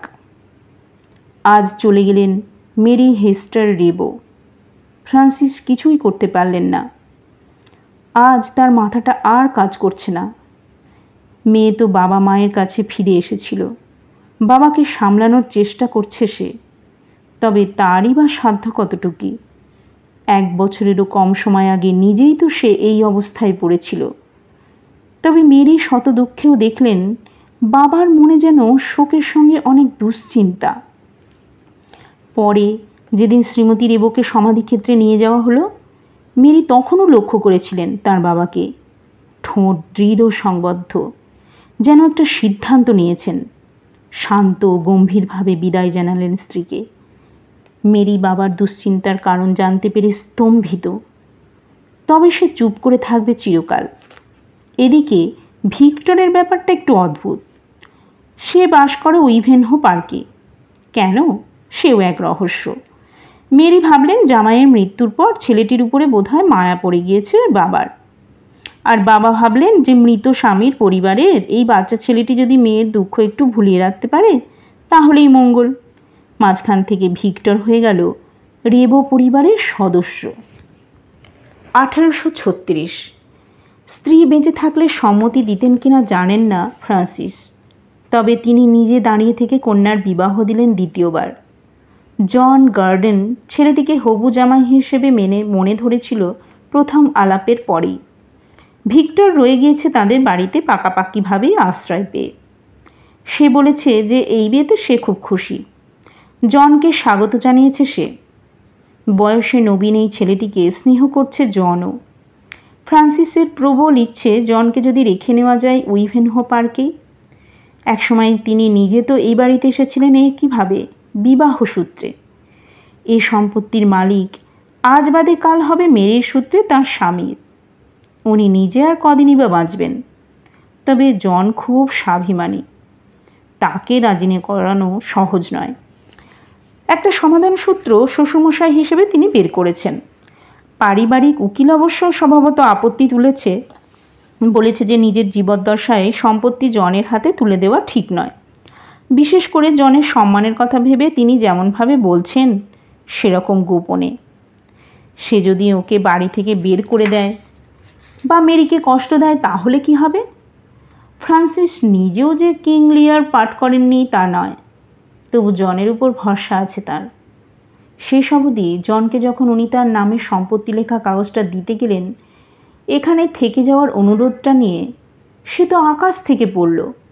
সে সত্যিই অত্যন্ত ভদ্র ও ভালো দেখা গেল। দলিলটা সে হাতে নিল না, বরং বলল যে সে তার ইচ্ছেকে অসম্মান করবে না, থাকবে উইভেনহো পার্কে। তবে সে চায় তিনি অনেক বছর সুস্থ শরীরে বেঁচে থাকুন। সম্পত্তির অধিকার নিয়ে সে চিন্তিত নয়। আর কেউ এ বিষয়ে কিছু জানতে পারেনি, এমনকি মেরিকেও কেউই কিছু জানালেন না। অতএব দলিল রইল উকিলের কাছে, আর জন উইভেনহো পার্কে। রেবো পদবিটিও সে নিল তার খুশির জন্য। ফ্রান্সিস প্রতিদিন গর্ব অনুভব করেন মানুষ চিনতে তার ভুল হয়নি ভেবে। 1842 ডিসেম্বর। বছরের শেষটা লন্ডনে মেয়ে আমোদ আহ্লাদ করলে ফ্রান্সিস খুশি হন। জোর করেই নভেম্বর মাসে তাকে পাঠালেন সেখানে। বিনা নোটিশে হঠাৎ চলে গেল নিঃসন্তান মেরি। মৃত্যুকালে কাছে ছিল তার সন্তানসম ভিক্টর। মেরি স্বামীকে ছেড়ে বৃদ্ধ বাবাকে রেখে চলে গেল। তারা বেঁচে রইলেন তার মরদেহ লন্ডন থেকে উইভেনহো পার্কে ফিরিয়ে আনার জন্য। সমাধিক্ষেত্রে মায়ের কাছাকাছি তাকে রাখার ব্যবস্থা করলেন বৃদ্ধ জেনারেল। অনেক অনুরোধ করে জনকে নিজের কাছে রাখতে পারলেন। তবে এর পরে ফ্রান্সিস পড়লেন মারাত্মক অসুখে। শেষ অবধি বহ্নি আতস কাজ চাইল, যদি কাঠে কোনো লেখা থাকে। ছিল না। তাহলে ততক্ষণে টেরির জরুরি ডাক এসেছে। তিনি অত্যন্ত অনিচ্ছার সঙ্গে ওদের এই ঘরে রেখে অফিস গিয়েছেন। আশ্বাস দিয়েছেন যত তাড়াতাড়ি সম্ভব ফিরে আসবেন ওদের অনুসন্ধানে সাহায্য করতে। ওরা চারজনে সম্ভব অসম্ভব প্রচুর ধারণা আলোচনা করেও কিছুই বুঝতে পারল না। একটাই জিনিস বহ্নির কাছে খুব স্পষ্ট হলো না। 1.5 মানুষ উচ্চতায় ফায়ারপ্লেসের মাথার উপরে দেওয়ালে খোদাই করা ছিল দুটো লম্বা ছিলার ধনুক আর তুন ভর্তি তীর। তার পাশে এরও উপরে ঠিক মাঝখানে একটা ঈগলের মতো পাখির মুখে একটা তীর। এটা সম্বন্ধে জন ও সফিকে প্রশ্ন করল ও। তবে দেখা গেল যে তাঁদেরই মতোই উত্তরটা জানা বাণীরও। আসলে অভিজাত বংশের নির্দিষ্ট কুলচিহ্ন থাকত। এই ক্ষেত্রে এটাই সেই কুলচিহ্ন। তা জন ও সফির মতো বাণী তো ব্রিটেনের নন। তিনি জানলেন কেমন করে? বাণী বললেন উনি ছোটবেলায় শার্লক হোমসের স্রষ্টার লেখা ঐতিহাসিক উপন্যাস স্যার নাইজেল পড়েছেন। তার শেষে নায়ক তার কুলচিহ্নের রাজকীয় স্বীকৃতি পান। বহ্নি বুঝল ওকে আরও জানতে হবে, মায়ের মতো পড়তে হবে। বেশ, বোঝা গেল এখানে ফায়ারপ্লেসের উপরে আছে কুলচিহ্ন, আর তো কোনো ক্লুর চিহ্নই নেই। বাণী চিরকালের মনোযোগী পাঠিকা, এবার ওকে মনে করালেন শার্লক হোমসের কথা। সমস্ত সম্ভাবনাকে হিসেবের বাইরে করতে করতে শেষ অবধি হাতে যেটা অবশিষ্ট থাকে সেটাই ক্লু। এই বলে বাণী আশাভরা চোখে তাকিয়ে রইলেন তার বিয়ের দিকে। ও বুঝতে পেরেছে তো সূত্রটা? বহ্নি মায়ের চেয়ে কম যায় না সচরাচর। ও তাই ওই কুলচিহ্নটাকেই সূত্র হিসেবে নিল। এবার ও সব কটা তীরের অভিমুখ কোন দিকে খুঁটিয়ে দেখতে লাগলো।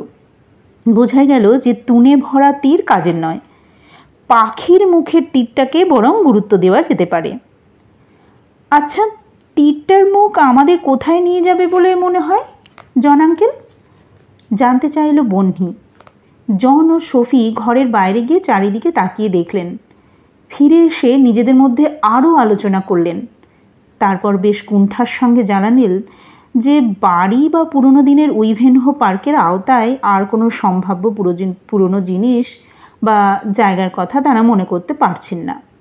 তবে যাকে বলে বাই আ লং শট, সেইভাবে বলতে গেলে সফি একেবারে আক্ষরিকভাবে তীরের অভিমুখ কল্পনা করে করে পৌঁছেছেন বাড়ির আওতার অনেক বাইরে, কলচেস্টারের saint Mary the virgin church সংলগ্ন অত্যন্ত প্রাচীন এক সমাধিক্ষেত্রে। 1850-এ এটি পরিত্যক্ত হয় পুরো ভরে গিয়েছিল বলে। তবে এটা ঠিক যে রেবো পরিবারের সমাধিও ওখানে আছে। শুনেই বহ্নি তো লাফিয়ে উঠে সবাইকে তাড়া দিতে লাগলো তখনই ওখানে যাওয়ার জন্য। ওকে নিরস্ত করলেন বাণী। তিনি স্পষ্টভাবে বললেন যে টেরের সহায়তায় এই ঘরটা খোলা পাওয়া গিয়েছে। এখন তার অনুপস্থিতিতে হঠাৎ করে সবাই বেরিয়ে গেলে সমস্যা হতে পারে।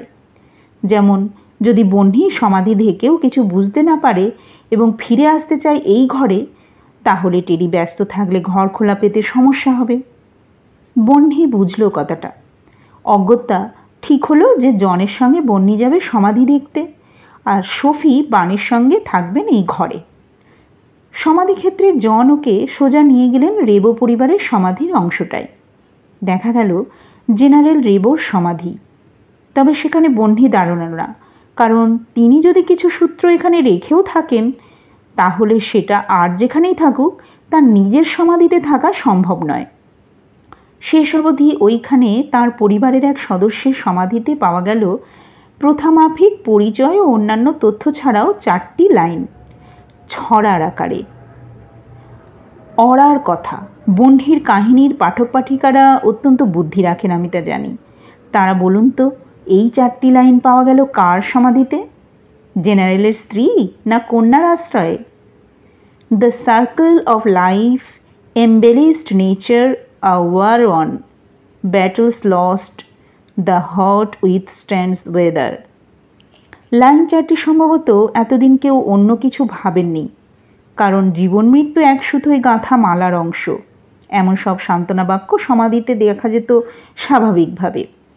ফেরার পথে বহ্নির প্রশ্নের উত্তরে জানালেন জন। বহ্নি অবশ্য কোনো সূত্রই এবারে বুঝতে না পেরে জনের কথায় একটুও সান্ত্বনা খুঁজে পেল না। সফি আর বাণী দেখলেন যে মেয়ে গেল লাফাতে লাফাতে, তবে ফিরল মুখ চুন করে। আর জন ও বহ্নি দেখলেন যে টেরি তার কাজ মিটিয়ে ফিরে এসেছেন। স্বাভাবিকভাবেই 5 জনের একটা প্রাথমিক আলোচনা শুরু হলো। বাণী বললেন, একই মানুষের লেখা, এটুকু তো অন্তত পরিষ্কার। সফি বললেন, সার্কেল অফ লাইফ কথাটা আমায় ভাবাচ্ছে। আর একটা খোদাই করা গোল কিছু কি? গোড়ায় আমি জনকে জিজ্ঞেস করতে যাচ্ছিলাম রেবো পরিবারের প্রত্যেকটা সমাধি ভালো করে খুঁটিয়ে দেখতে পেরেছি কিনা। ভাবছিলাম এই 4 লাইন লেখা সমাধিতে না হোক, পরিবারের অন্য কারো সমাধিতে হয়তো গোল কোনো চিহ্ন আছে। তবে এখন আমার মনে হচ্ছে ঠিক ভাবছি না। যে কারণেই জেনারেল রেবো এই 8টা লাইন লিখে থাকুক না কেন, কাউকে কোথাও তো পৌঁছতে বলছিলেন। প্রথম 4 লাইনের অভিজ্ঞতা তো অন্তত তাই শিখিয়েছে আমাদের। সেই পৌঁছানোটা কি পরিবারের কারো সমাধিতে? কেন? এই প্রশ্নের উত্তরে মাথায় কিছু আসছে না। তাই জনকে বলতে গিয়েও থেমে গেলাম। এরকম কিছু জন হয়তো লক্ষ্য করতে নাও পারে। আমার বিশ্বাস লাইনগুলো পড়ে বহ্নি যদি ওইরকম গোল চিহ্ন আগে কোনো সমাধিতে দেখে থাকতো, ওর ঠিক মনে পড়ে যেত। ওখানে থেকে ওকে নাড়ানোই যেত না। ও যেরকম হতাশ হয়ে ফিরল, তার কথা মনে পড়তেই বুঝলাম আমার ভাবনাটা ভুল পথে এগোচ্ছে। অথচ ঠিকটা কী বুঝতে পারছি না বলে অস্বস্তি হচ্ছে। সফির স্বীকারোক্তি অত্যন্ত স্পষ্ট। বহ্নি মাথা নেড়ে সায় দিল। এটাই ঘটেছিল। তাই তো, ও বোকার মতো ফিরে এসেছে। বাণী এবারে একটু কুণ্ঠিত হয়ে বললেন, আমি 4টে লাইন একসঙ্গে করে বোঝার চেষ্টা করছিলাম। সত্যি বলতে কি এগোতে পারিনি তেমন। তাও ভাবলাম বলি সবাইকে, যদি আলোচনার মধ্যে দিয়ে কিছু বোঝা যায়। আগের 4টে লাইনও মাথায় ঘুরছে। এমবেলিশ করা মানে তো সুসজ্জিত করে দর্শককে আরও আকৃষ্ট করার চেষ্টা। নেচার নিজেই তো সুন্দর, তাকে আরও সাজানো মানে কি? সার্কেল অফ লাইফ কীভাবে সেটা করেছিল? পাস্ট টেন্স ব্যবহার হয়েছে এমবেলিশডে, তার মানে এই সজ্জা পুরোটা করা হয়ে গিয়েছে আগেই। তাহলে কোথায় পাবো আমরা এই সজ্জা? প্রকৃতিতে মানে বাড়ির বাইরে কোথাও? তারপর ধরা যাক ব্যাটেলস লস্ট। কোনগুলো লস্ট আর কোন ওয়ার জেতার কথা বলা হয়েছে? এই যুদ্ধে জেতা হারার সঙ্গে বাকি 3টে বা এমনকি বাকি 7টা লাইনের সম্পর্ক একেবারেই ধরতে পারিনি। আর এখানে শেষ লাইনটাই যে একটু মুছে গিয়েছে অক্ষরটা, ওটা তো আমার আর মনে হচ্ছে। তাহলে শব্দটা? বাণীর কথা শেষ হওয়ার আগেই টেরি অত্যন্ত উৎসাহ নিয়ে বললেন, শব্দটা তাহলে হার্ট, ঠিক তো? বহ্নির আবার একটু খারাপ লাগলো। মা তো কথার মাঝে বাধা পেয়ে চুপ করে গেলেন। তবে তিনি যে এখানকার আদব কায়দা শেখাতে গিয়ে বলেছিলেন যে ব্রিটিশরা কারো কথার মধ্যে পারতপক্ষে কথা বলে না।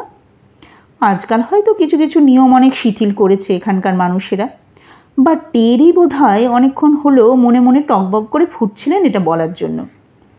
সোফি আন্টি আর মায়ের প্রত্যেকটা শব্দ ধরে লাইন ধরে বিশ্লেষণে হয়তো ধৈর্য রাখতে পারেননি। অন্তত টেরির কথা বলার আকস্মিকতা মনে করলে এটা মনে হওয়া স্বাভাবিক। তবে এখনো পর্যন্ত আর কাউকে এদেশে এত অধৈর্য হতে দেখেনি ও। বাকি 3 জন চুপ করে রইলেন। টেরি এসব দিকে নজর দিলেন না। আপন মনেই বললেন, তাহলে একটা কাজ করা যাক। 2টো বাজতে চলল, আপনাদের তো লাঞ্চ করা হয়নি দেখছি। আমাদের মানে এই হোটেলের অফিস কর্মীদের লাঞ্চের সময় 2টো থেকে 2:30টে। আমিও ওয়ার্কিং লাঞ্চ সেরে নিতে চাইব। আপনারা তো হার্ট কোনো ফায়ারপ্লেসের কাছে আছে না আছে খুঁজতে চাইবেন, তারপরে চিন্তা নেই, আমি আছি। আপনাদের সাহায্য করার জন্য অবশ্যই উপস্থিত থাকব। আর ঘরটা এখন খোলাই থাক, আগে আমরা লাঞ্চ সেরে নিই। 40 মিনিট ঠিক আছে? আমার জন্য বলছি না, আপনারা লাঞ্চ সেরে তাহলে এখানে চলে আসুন। আচ্ছা, না হয় আরও 5 মিনিট দিই আপনাদের। আমার অফিসে বসলে আবার কে কথা বলতে চলে আসবে? এখানেই ভালো, 2:45-এ। বেশ। এই বলে তাদের আর কিছু বলার সুযোগ দিলেন না টেরি। উঠে পড়লেন, সবার অনুমতি নিয়ে রওনা হলেন অফিসের উদ্দেশ্যে। বোঝা গেল ব্যস্ত মানুষ। বহ্নিরা 4 জনে ফিরে এলো জনের অংশে। হাতে হাতে চটপট মাইক্রোওয়েভে খাবার গরম করা, প্লেট টেবিলে দেওয়া, এসব করছিলেন জন ও সফি। এখানকার রীতি অনুযায়ী বানি আর বহ্নিও কাজ করতে চেয়েছিলেন, তবে সফি সটান জানিয়ে দিলেন যে এখন যেহেতু তারা আছে এবং বহ্নিরা এই রান্নাঘরের কোথায় কি আছে তা জানে না, ওদের কাজ করতে সময় লাগবে। অন্য সময় ওরা কাজে সাহায্য করতে পারে, এখন ওরা টেবিলে চুপটি করে যেন বসে। বাস্তবে হলো কি, যেই না মা বসার পর বহ্নি বসতে যাবে, সফি আন্টি হঠাৎ বললেন, বহ্নি বাছা, আমার চট করে টেরিকে বলে এসো তো, যদি তিনি এখন আমাদের সঙ্গে লাঞ্চ করেন তাহলে আমাদের ভালো লাগবে। আমাদের এত সাহায্য করছেন ভদ্রলোক, তাই না জন? আমারই বলা উচিত ছিল। টেরি লাঞ্চের কথা বলা মাত্রই, বহ্নি তুমি তাহলে চট করে বলো টেরিকে, আর যদি আসেন সঙ্গে করে নিয়ে আসবে। হ্যাঁ। বহ্নি অত্যন্ত বাধ্য মেয়ে, সে সঙ্গে সঙ্গে মাথা হেলিয়ে ছুটল টেরির অফিসের দিকে। একেবারে কাছেই ম্যানেজারের অফিসটা, হোটেলের অংশে দোতলায়। বহ্নি নরম কার্পেটে মোড়া সিঁড়ি দিয়ে তাড়াতাড়ি উঠছিল, হঠাৎই পুরো স্থির হয়ে দাঁড়িয়ে পড়ল ল্যান্ডিংয়ের বাঁকটা ঘুরেই। পুরনো দিনের বাড়ি, ল্যান্ডিংয়ের দেওয়াল জোড়া ছাদ থেকে মাটি পর্যন্ত বড় বেলজিয়ান আয়না, তাতে পরিষ্কার দেখা গেল টেরির অফিসের ভিতরে কি ঘটছে। পুরু অথচ স্বচ্ছ কাচের দরজার অন্য পাশে আয়নায় স্পষ্ট দেখল বহ্নি যে সিক্রেট এজেন্টের মতো টেরি তার বিশাল কম্পিউটার স্ক্রিনে তন্ময় হয়ে দেখে চলেছেন একের পর এক হোটেলের হেরিটেজ রুমের ঘরের ভিতরের ছবি। দরজার দিকে পিছন ফিরে থাকায় তিনি অবশ্য জানতে পারলেন না বহ্নির উপস্থিতি, আর কার্পেটের জন্য পায়ের আওয়াজ টেরি পাবেন না আন্দাজ করে যত দ্রুত সম্ভব বহ্নি নেমে এলো সিঁড়ি দিয়ে। ছুটে জন আঙ্কেলের বাড়িতে ঢুকে ও প্রথম কাজটা করলো দরজাটা টেনে লকটা বন্ধ হয়েছে কিনা দেখা। বাকিরা অবাক, কেউ কিছু বলার আগে ও সংক্ষেপে বুঝিয়ে বলল যা দেখেছে। 2:15 বাজে এখন। সকলেই বুঝলেন যে ওয়ার্কিং লাঞ্চ টাঞ্চ, জনদের খেতে সময় দেওয়া সব মিথ্যে। টেরি অবশ্যই প্রত্যেকটা ঘরের দেওয়ালের ছবি দেখছেন খুঁটিয়ে। হার্টের মতো নকশা কোন ফায়ারপ্লেসের চারদিকে আছে তার খোঁজে। এই ছবিগুলো হোটেলের আগে রেকর্ড করা বিজ্ঞাপনের ভিডিও গোছের কিছু থেকে দেখলে তাও ভালো, আর যদি ম্যানেজারের পদের ক্ষমতার অপব্যবহার করে ঘরগুলোর সিসিটিভি ফুটেজ দেখেন তাহলে তো জঘন্য ঘটনা। হিসেবটা নিশ্চয়ই এরকম যে যত তাড়াতাড়ি তিনি হার্টের ঘরটা খুঁজে পাবেন তত ভালো তার পক্ষে, আর তারপরে তিনি একা ওই ঘরে গিয়ে যা পাওয়া যাবে সেটা চট করে নিয়ে নেবেন, আর 2:45 তাদের সঙ্গে দেখা করে কিছু একটা বুঝিয়ে দেবেন যত্ন করে। তার মানে টেরি যে কোনো মূল্যে ওদের আগে এবং একা পৌঁছতে চান সূত্রের সমাধানে। কেন? এই সব ভাবছিল বহ্নি, আর কোনো রকমে সবাই নাকে মুখে গুঁজছিল যা পারছিল। জন সবার আগে খাওয়া শেষ করে ব্রহ্মাস্ত্রটা প্রয়োগ করলেন। জন বলে উঠলেন, বহ্নি, আমার মনে পড়ে গিয়েছে, পালকের ঘরের ফায়ারপ্লেসটা কোনোদিনও ব্যবহার হয়নি কেন? তখন সবাই দ্বিতীয় সূত্র নিয়ে আলোচনা করছিলে, আর আমি মনে করার চেষ্টা করছিলাম যে ছোটবেলা থেকে কেন ওই ঘরটাকে বিশেষ বলে জানতাম। ফায়ারপ্লেসটার নিচে আগুন জ্বালার জায়গায় 4টে লাইন আছে, আশ্চর্য জায়গা কবিতার পক্ষে। আমি অনেক কাল আগে দেখেছি, লাইনগুলো মনে নেই, তবে এটা মনে আছে লাইন কটা খুব ভালো লেগেছিল। আজ তো ওই ঘরে তেমন কিছু দেখতে পাইনি ফায়ারপ্লেসটার কাছে গিয়েও, তাই মনে পড়ছিল কি যেন একটা ব্যাপার আছে, তবু ঠিক ধরতে পারছিলাম না।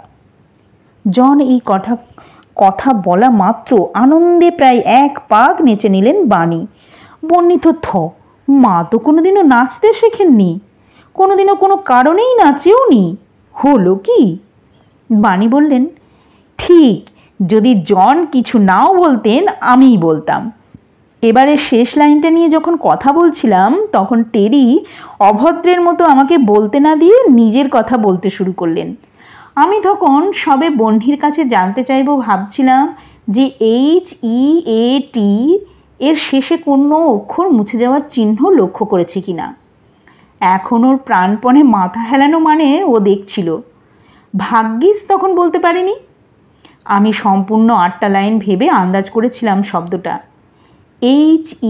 HEARTH, অর্থাৎ হার্থ, অর্থাৎ ফায়ারপ্লেসের নিচে আগুন জ্বালার জায়গা। তবে ওই পালকের ফায়ারপ্লেসের হার্থের কথা বলা হচ্ছে একেবারেই ভাবতে পারিনি। নিশ্চয়ই অত্যন্ত জরুরি কারণবশত জেনারেল বাধ্য হয়েছিলেন সূত্রগুলো এরকমভাবে ছড়িয়ে দিতে। তবে এসব নিয়ে গবেষণার সময় এখন নয়। বহ্নি ঘড়ির দিকে তাকিয়ে দেখল 2:26 বাজে, 20 মিনিটও নেই। টেরি তো চলে আসবেন ওই ঘরে। হার্ট কোথাও পান বা না পান, যাতে ওদের সন্দেহ না হয়। চারজনের মনে একই ভাবনা এসেছিল নিশ্চয়ই। সবাই ছুটলেন হোটেলের দিকে। পালক বা হার্থের ঘরে ঢোকার মুখে দেখা বৃদ্ধ স্যামুয়েল প্রিচার্ডের সঙ্গে। জনের অনেক দিনের পরিচিত। তিনি হোটেলের ডেপুটি ম্যানেজার। জনকে সদলবলে দেখে তিনি বোধহয় একটু অবাক হলেন। জন তাকে যথেষ্ট স্বাভাবিকভাবে বললেন যে ভারত থেকে তাদের বন্ধুরা এসেছেন, ইতিহাসে আগ্রহ আছে, তাই হোটেলের ম্যানেজারের অনুমতিক্রমে কিছু ফাঁকা হেরিটেজ রুম তারা সকাল থেকে দেখে বেড়াচ্ছেন। এই ঘরটি সম্বন্ধে জন তাদের গল্প বলেছেন যে ফায়ারপ্লেসটার বিশেষত্ব এটাই যে সেখানে কোনোদিন আগুন জ্বালানো হয়নি। স্যামুয়েল বললেন, তথ্যটা ঠিক, আসুন আপনাদের দেখায়। এই বলে ঘরে ঢুকে ফায়ারপ্লেসটার কাছে গিয়ে নিচু হলেন। জন সবিস্ময়ে দেখলেন যে ঠিক হার্থের রঙে রং মেলানো এক টুকরো মার্বেল আলগা করেই রাখা ছিল লেখাটার উপরে। স্যামুয়েল বললেন, জন নিশ্চয়ই আপনার কাছে এই লাইনগুলোর উল্লেখ করতে ভুলে গিয়েছিলেন। এই লেখাটার কথা এখন কারো মনে নেই, তবে এর জন্যই ঘরটায় ফায়ারপ্লেস আগেও কোনো দিন ব্যবহার হয়নি। এখন তো আরই হয় না হেরিটেজ বাঁচানোর জন্য এই হোটেলের কোনো ঘরেই। আর এই মার্বেলের টুকরোটা এসেক্স ইউনিভার্সিটি কর্তৃপক্ষ যখন হোটেল চালাতে দেন আমাদের সংস্থাকে, তখনই আলগা করে বসিয়ে রাখা হয়, যাতে হোটেলের অতিথি, কোনো বাচ্চা বা অসাবধানী মানুষ নষ্ট করে না ফেলেন লেখাটা। আমি জানি ব্যাপারটা, এই হোটেলে গোড়া থেকে আছি বলে, এবং নিজের হাতে তখনকার এক অধস্তন কর্মচারী হিসেবে মার্বেলের টুকরোটা আমিই এখানে বসাই। কাউকে জানাইনি এতদিন, কোনো ম্যানেজারকে পর্যন্ত নয়। তারা সচরাচর এই ম্যানেজারের মতো আমার চেয়ে কম বয়সীই হন। এই তথ্যটা আমার গোপন সঞ্চয় এতদিনের চাকরি জীবনে, বলতে পারেন আমার ব্যক্তিগত রসিকতা। আপনাদের জানাতে আমার কোনো অসুবিধে নেই। জন এই বাড়ির মালিকপক্ষের বংশধর। মনে রাখতে পারলে তিনি নিজেই আপনাদের লেখাটা দেখিয়ে দিতে পারতেন। তাছাড়া তিনি হোটেলেরও কেউ নন, এমনকি দায়িত্বজ্ঞানহীন হোটেল অতিথি হওয়ার সম্ভাবনাও শূন্য। তবে কাউকে অসুবিধেই ফেলা আমার উদ্দেশ্য নয়। চাকরি থেকে অবসর নেওয়ার সময় এসেছে। ঠিক করে রেখেছি যে ফেয়ারওয়েলের রিটার্ন গিফট হিসেবে ম্যানেজার সাহেবকে জানিয়ে যাব কথাটা। এখন আপনারা দেখে নিন লেখাটা, আমি তারপরেই পাথরটা বসিয়ে চলে যাব এ ঘর থেকে। একটা অনুরোধ, আমি জানি আপনারা রাখবেন। ম্যানেজার সাহেবকে আপনারা এই বিষয়ে কিছু জানাবেন না। কটা দিন পরে আমি নিজেই জানাতে চাই, সেটাই আমার পক্ষে শোভন হবে। জন, আপনাকে ধন্যবাদ এতে সম্মত হওয়ার জন্য। স্যামুয়েলের কথা শেষ হওয়ার পর তিনি পাথরটা তুললেন। বহ্নিরা চারজন মিনিট খানেক বা মিনিট দুয়েক মাত্র সময় পেল লাইন চারটে দেখার। তারপর স্যামুয়েল ওদের বিদায় জানিয়ে চলে গেলেন পাথরটা আবার যথাস্থানে বসিয়ে দিয়ে। চারজনের প্রত্যেকেই বোধহয় দম বন্ধ করেছিলেন এতক্ষণ। বহ্নি নিঃশব্দে ঈশ্বরকে ধন্যবাদ জানালো স্যামুয়েলের রূপে একজন দেবদূতকে পাঠানোর জন্য। এবার সকলে শান্ত হয়ে সোফায় বসলেন। ফায়ারপ্লেসের দিকে যেন ভুল ক্রমেও তাকিয়ে না ফেলেন এমনভাবে বসার চেষ্টা করলেন সবাই। টেরির আসার সময় আর একেবারেই বাকি নেই যে। 1842 সালের ডিসেম্বর। সাংঘাতিক অসুস্থ জেনারেল রেবো। নভেম্বরে জীবনের শেষ বন্ধন ছিন্ন হয়ে গিয়েছে। কন্যার সমাধি যাতে তার উপযুক্ত হয় এইটুকুর তত্ত্বাবধান নিজে করেছিলেন হতভাগ্য বাবা। কাজটা শেষ হয়েছিল। ততদিনে তিনি জেনেছেন যে তাকে জেনারেলের পদে উন্নীত করা হয়েছে। জীবনের এই শেষ পর্যায়ে এসবের কোনো মানে আর তার কাছে অবশিষ্ট নেই। সেদিন রাতে সামান্য একটা বাতি জ্বলছিল তার ঘরে। ক্রিসমাসের ছুটি দিয়েছেন জন বাড়ির সকল কর্মচারীকে। বাড়িতে আছে শুধু জন আর ভিক্টর। পালা করে করে সারাদিন তারা থাকছে আজ তার কাছে। তার বিশ্বস্ত পরিচালক ফেল্প সেদিনটা ছুটি পেয়ে আনন্দিত তো হয়েছিল, তবু সে তাঁর শরীরের অবস্থা ভেবে কোথাও যেতে চায়নি। শেষ পর্যন্ত জন আর ভিক্টরের আশ্বাস পেয়ে সে গিয়েছে কলচেস্টারে গির্জায়। চলে আসবে নিজ দায়িত্বে আজ রাতেই। তুষারপাত যে বেড়ে বেড়ে তুষার ঝড়ে পরিণত হলো, কোনোভাবেই এরকম হবে কেউ ভাবতে পারেননি। ব্রিটেনের অন্য অনেক জায়গার চেয়ে এসেক্সের আবহাওয়া সাধারণত তো ভালোই থাকে। এ দুর্দৈব ছাড়া আর কিছু নয়। আজকের দিনে প্রভু যিশুর এ কেমন খেলা! মাঝরাতে তার মনে হলো যে তিনি আর পারছেন না। বুকে বড় বেশি কষ্ট, নিঃশ্বাস বন্ধ হয়ে আসছে ঠান্ডায় আর বুকের যন্ত্রণায়। ফেল্প ফিরল? তিনি ডাকার চেষ্টা করলেন জনকে। ঘরে এসেছে কেউ। তিনি যেন আবছা টের পেলেন। তিনি মারা গেলে যাবেন, শুধু তার আগে একটা কথা জানাতে হবে জনকে, না হলে আর্থার ওয়েলেসলির কাছে অপরাধী থেকে চলে যেতে হবে। এই বোধটুকু এখনও তার আছে। মানুষটি কাছে এসেছে।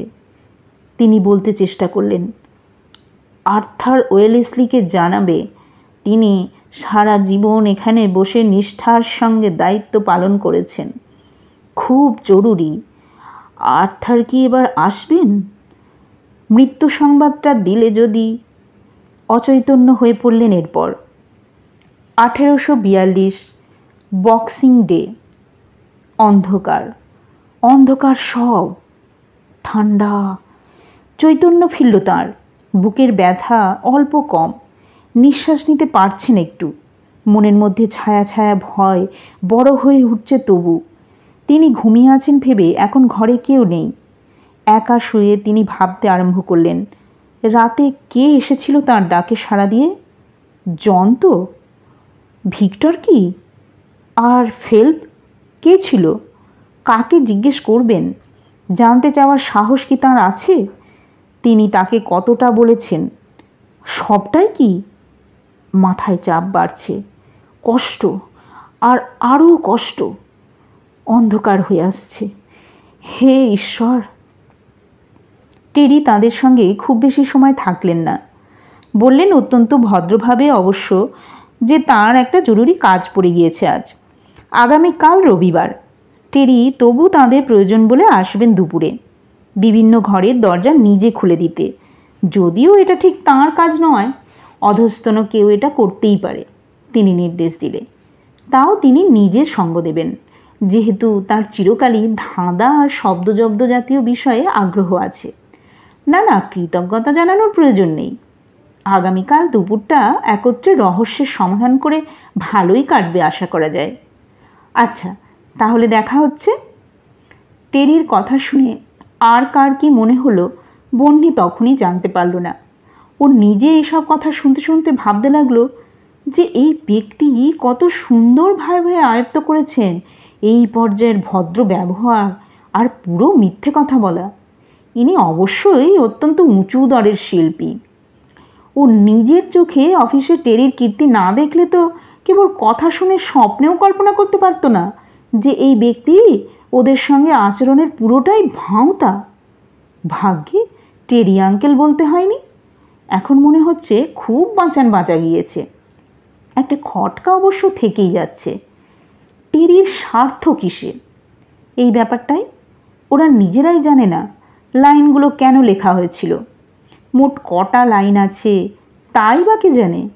আর তর্কের খাতিরে যদি ধরেও নেওয়া যায় যে সব কটা লাইন পাওয়া গিয়েছে এবং ওরা পুরো ঠিকঠাক মানে উদ্ধার করে ফেলবে আজ হোক বা কাল, তাহলেও কিসের কাছে পৌঁছবে তার ঠিক কি? আচ্ছা, ওরা জানে না এমন কিছু টেরির জানা নেই তো?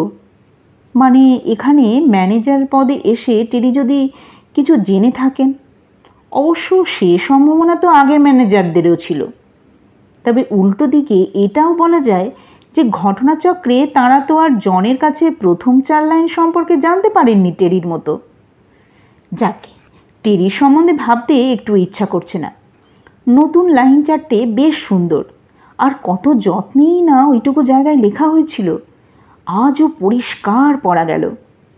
ঘরে ফিরে বন্যি প্রথম কাজটা করলো, এবারে 4টে লাইন লিখে ফেলে। ভুলে গেলে চলবে না।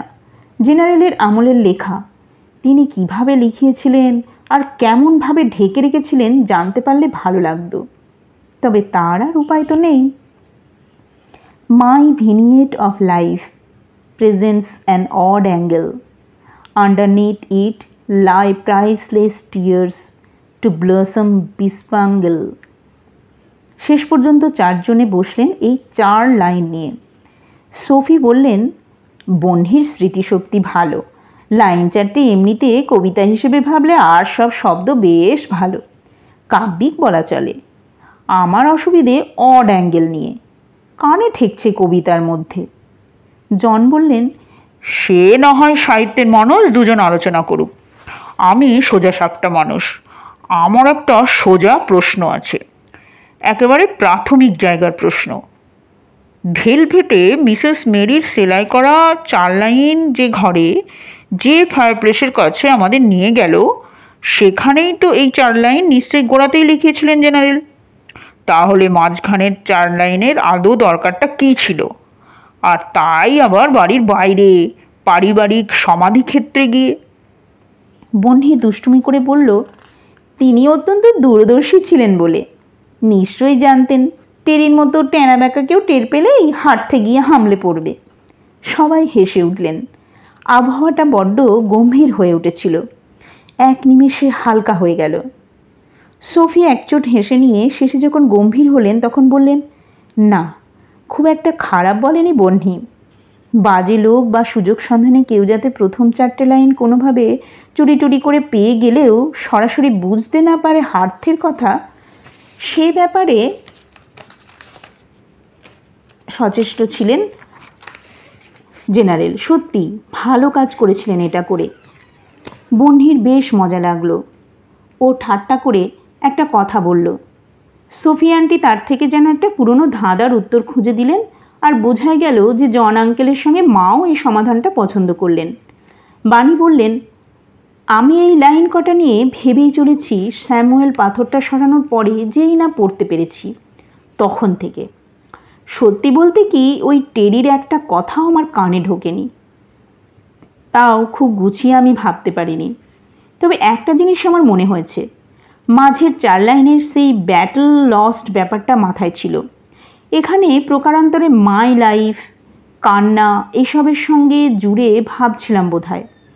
মনে হয় বৃদ্ধ জেনারেল নিজের জীবনে মৃত্যুর সঙ্গে যুদ্ধে যে স্ত্রী ও সন্তান হারিয়েছিলেন, তাকে যদি ব্যাটল লস্ট ভাবি তাহলে নিজে তখনও বেঁচে ছিলেন বলে নিজের জীবনে একটা অসামঞ্জস্য, মানে একটা অড অ্যাঙ্গেল হয়তো অনুভব করেছিলেন।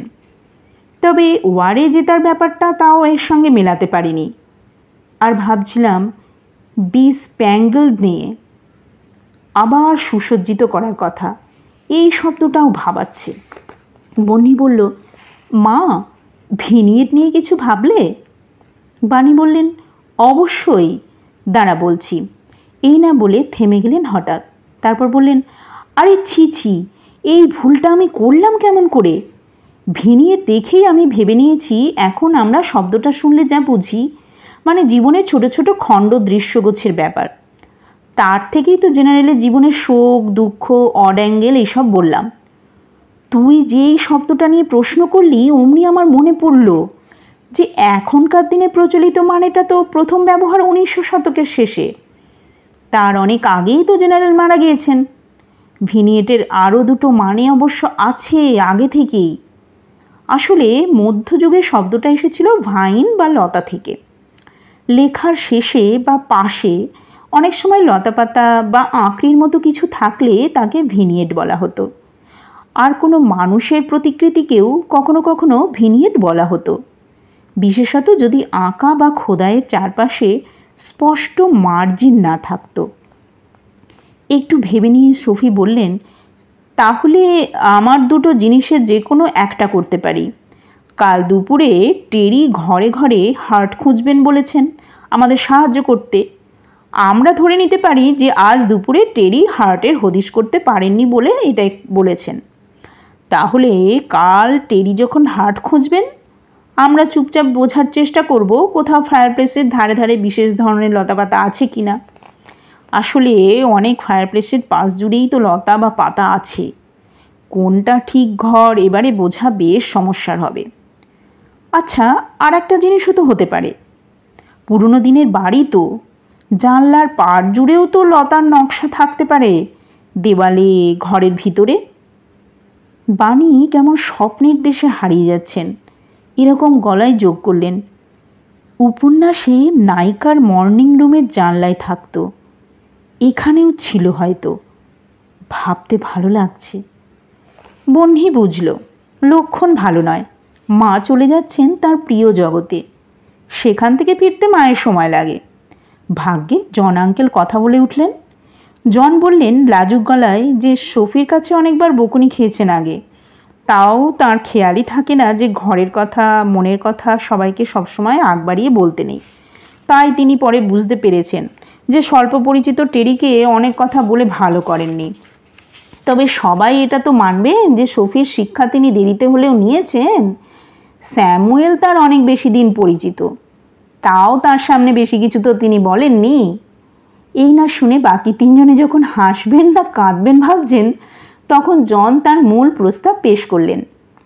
প্রস্তাবটা এই যে জন মোটেই শান্ত হয়ে বাড়িতে বসে থাকতে পছন্দ করেন না।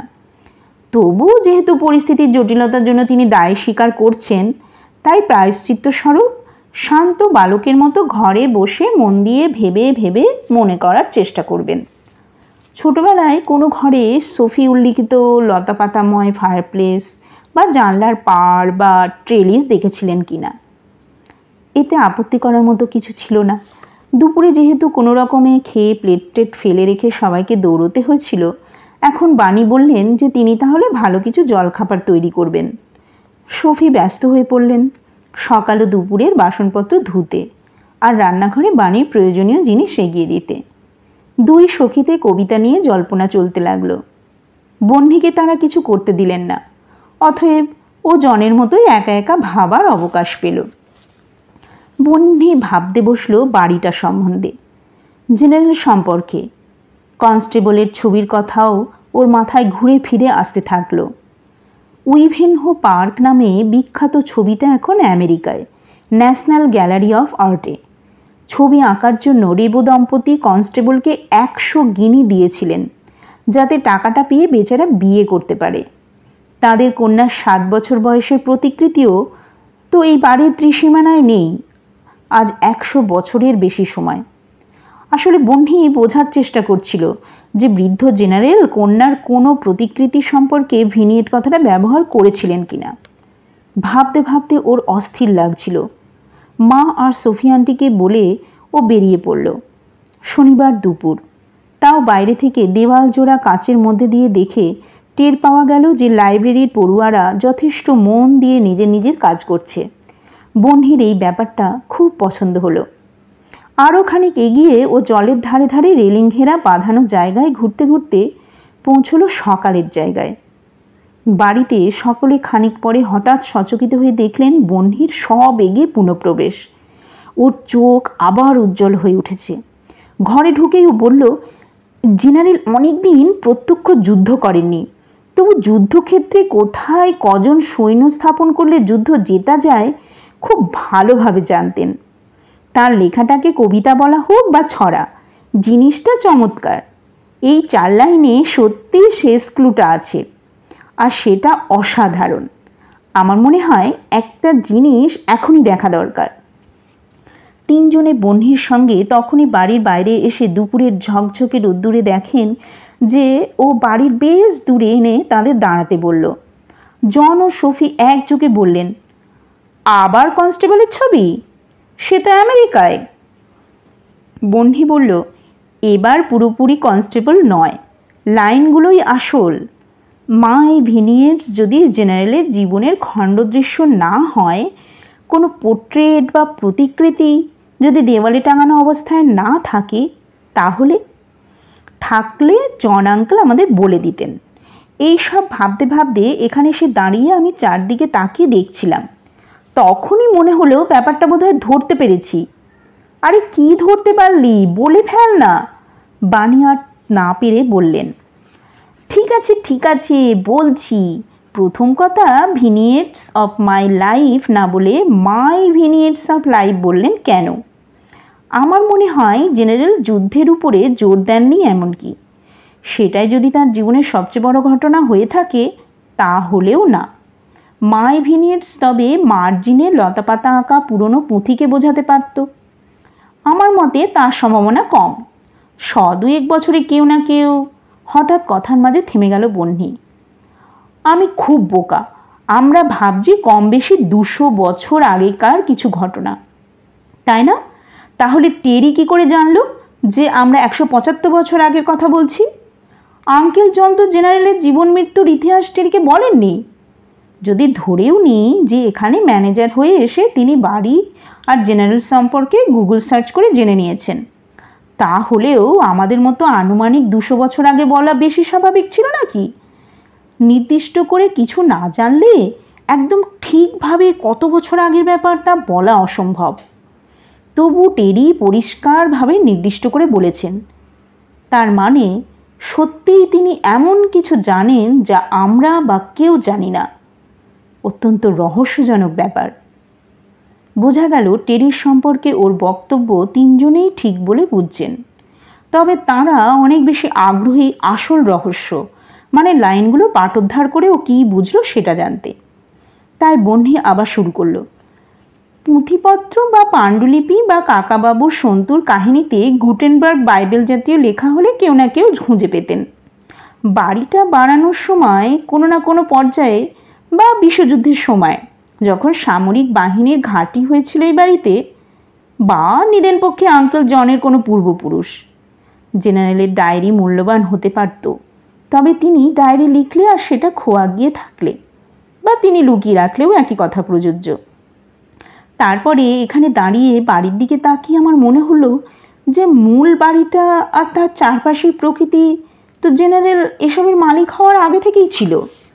এখানে আবার মনে পড়ল কনস্টেবলের ছবি। তার থেকে জেনারেলের সময় বাড়ি আর তার চারপাশ কেমন ছিল তার ধারণা তো অন্তত করতে পেরেছি। ওই ছবিতে বাড়ি আছে, মেরি আছেন, জল আর মাঠ আছে, আর একটা ব্রিজ আছে। তবে নিজের পোর্ট্রেট বা প্রতিকৃতি না থাক, প্রতিচ্ছবি তো সন্তান। তাহলে কি মেরিকে মাই ভিনিয়েট বলেছেন আর অড অ্যাঙ্গেল সত্যিই সবাইকে হারিয়ে ফেলে তার নিজের বেঁচে থাকার দুঃখ বোঝাচ্ছে? মিল ছিল না এটাও।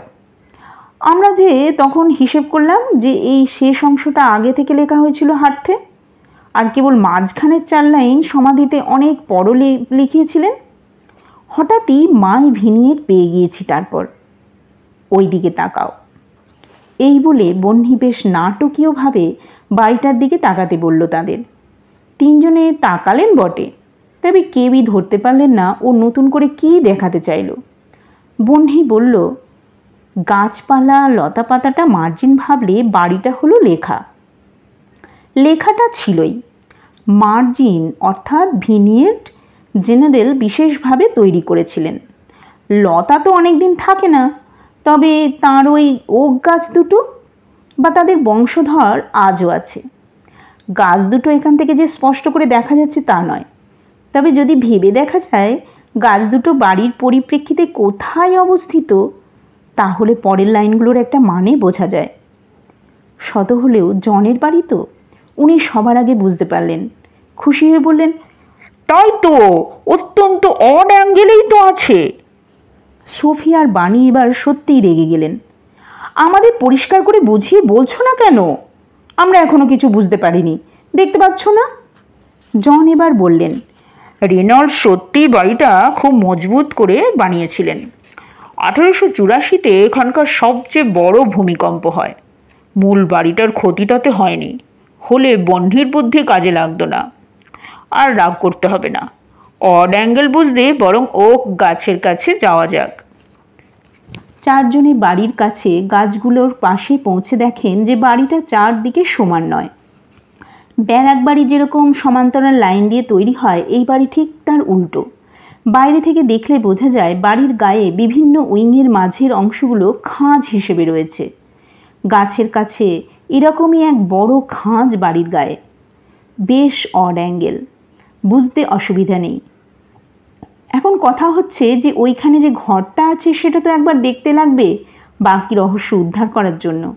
বহ্নি বলল, ওর মনে হচ্ছে যে একতলার একটা ঘর দেখতে হবে, উপরের তলার নয়। জন আর সফি ততক্ষণে গম্ভীর হয়ে গিয়েছেন। বহ্নি বা বাণী কেউই কিছু বুঝতে পারলেন না। সফি বললেন, আমি যা বুঝেছি তা ঠিক হলে সমস্যা আছে। জন, ঠিক তো? জনও দুঃখিত হয়ে মাথা নেড়ে বললেন, হ্যাঁ সফি, আমিও তাই ভাবছি। বাড়িতে ঘরগুলোর অবস্থান আমরা বুঝতে পারছি, সেখানেই সমস্যা। এসো দেখায়। হাঁটতে হাঁটতে কথা চলছিল। হোটেলের অংশে ঢুকে জন ও সফি ওদের নিয়ে এলেন সেই চেনা পালক বা হার্থের ঘরের সামনে। এবারে বহ্নির মুখটাও কেমন শুকিয়ে গেল। সে মাকে বলল, সত্যিই তো মুশকিল হয়ে গেল।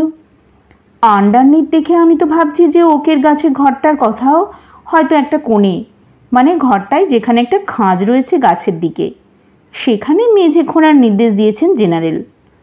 আশা করছিলাম আঙ্কেল আন্টি হয়তো বলবেন ঘরটার বাড়ির অংশে। এই ঘরটা তো হোটেলের, মানে বিশ্ববিদ্যালয়ে। এবার তবে উপায়? অড়ার কথা। উপায় একটা বের করতে হলো বই কি। জন তখনই যোগাযোগ করলেন এসেক্স ইউনিভার্সিটি কর্তৃপক্ষের সঙ্গে, কারণ পরদিন রবিবার, তেমন কিছু করা যেত না। জনকে সবটাই বলতে হয়েছিল তাদের। হ্যাঁ, টেরি ও স্যামুয়েল দুজনের কথায়। স্যামুয়েলকে দেওয়া প্রতিশ্রুতি রাখতে পারলেন না বলে জনের খুবই খারাপ লেগেছিল।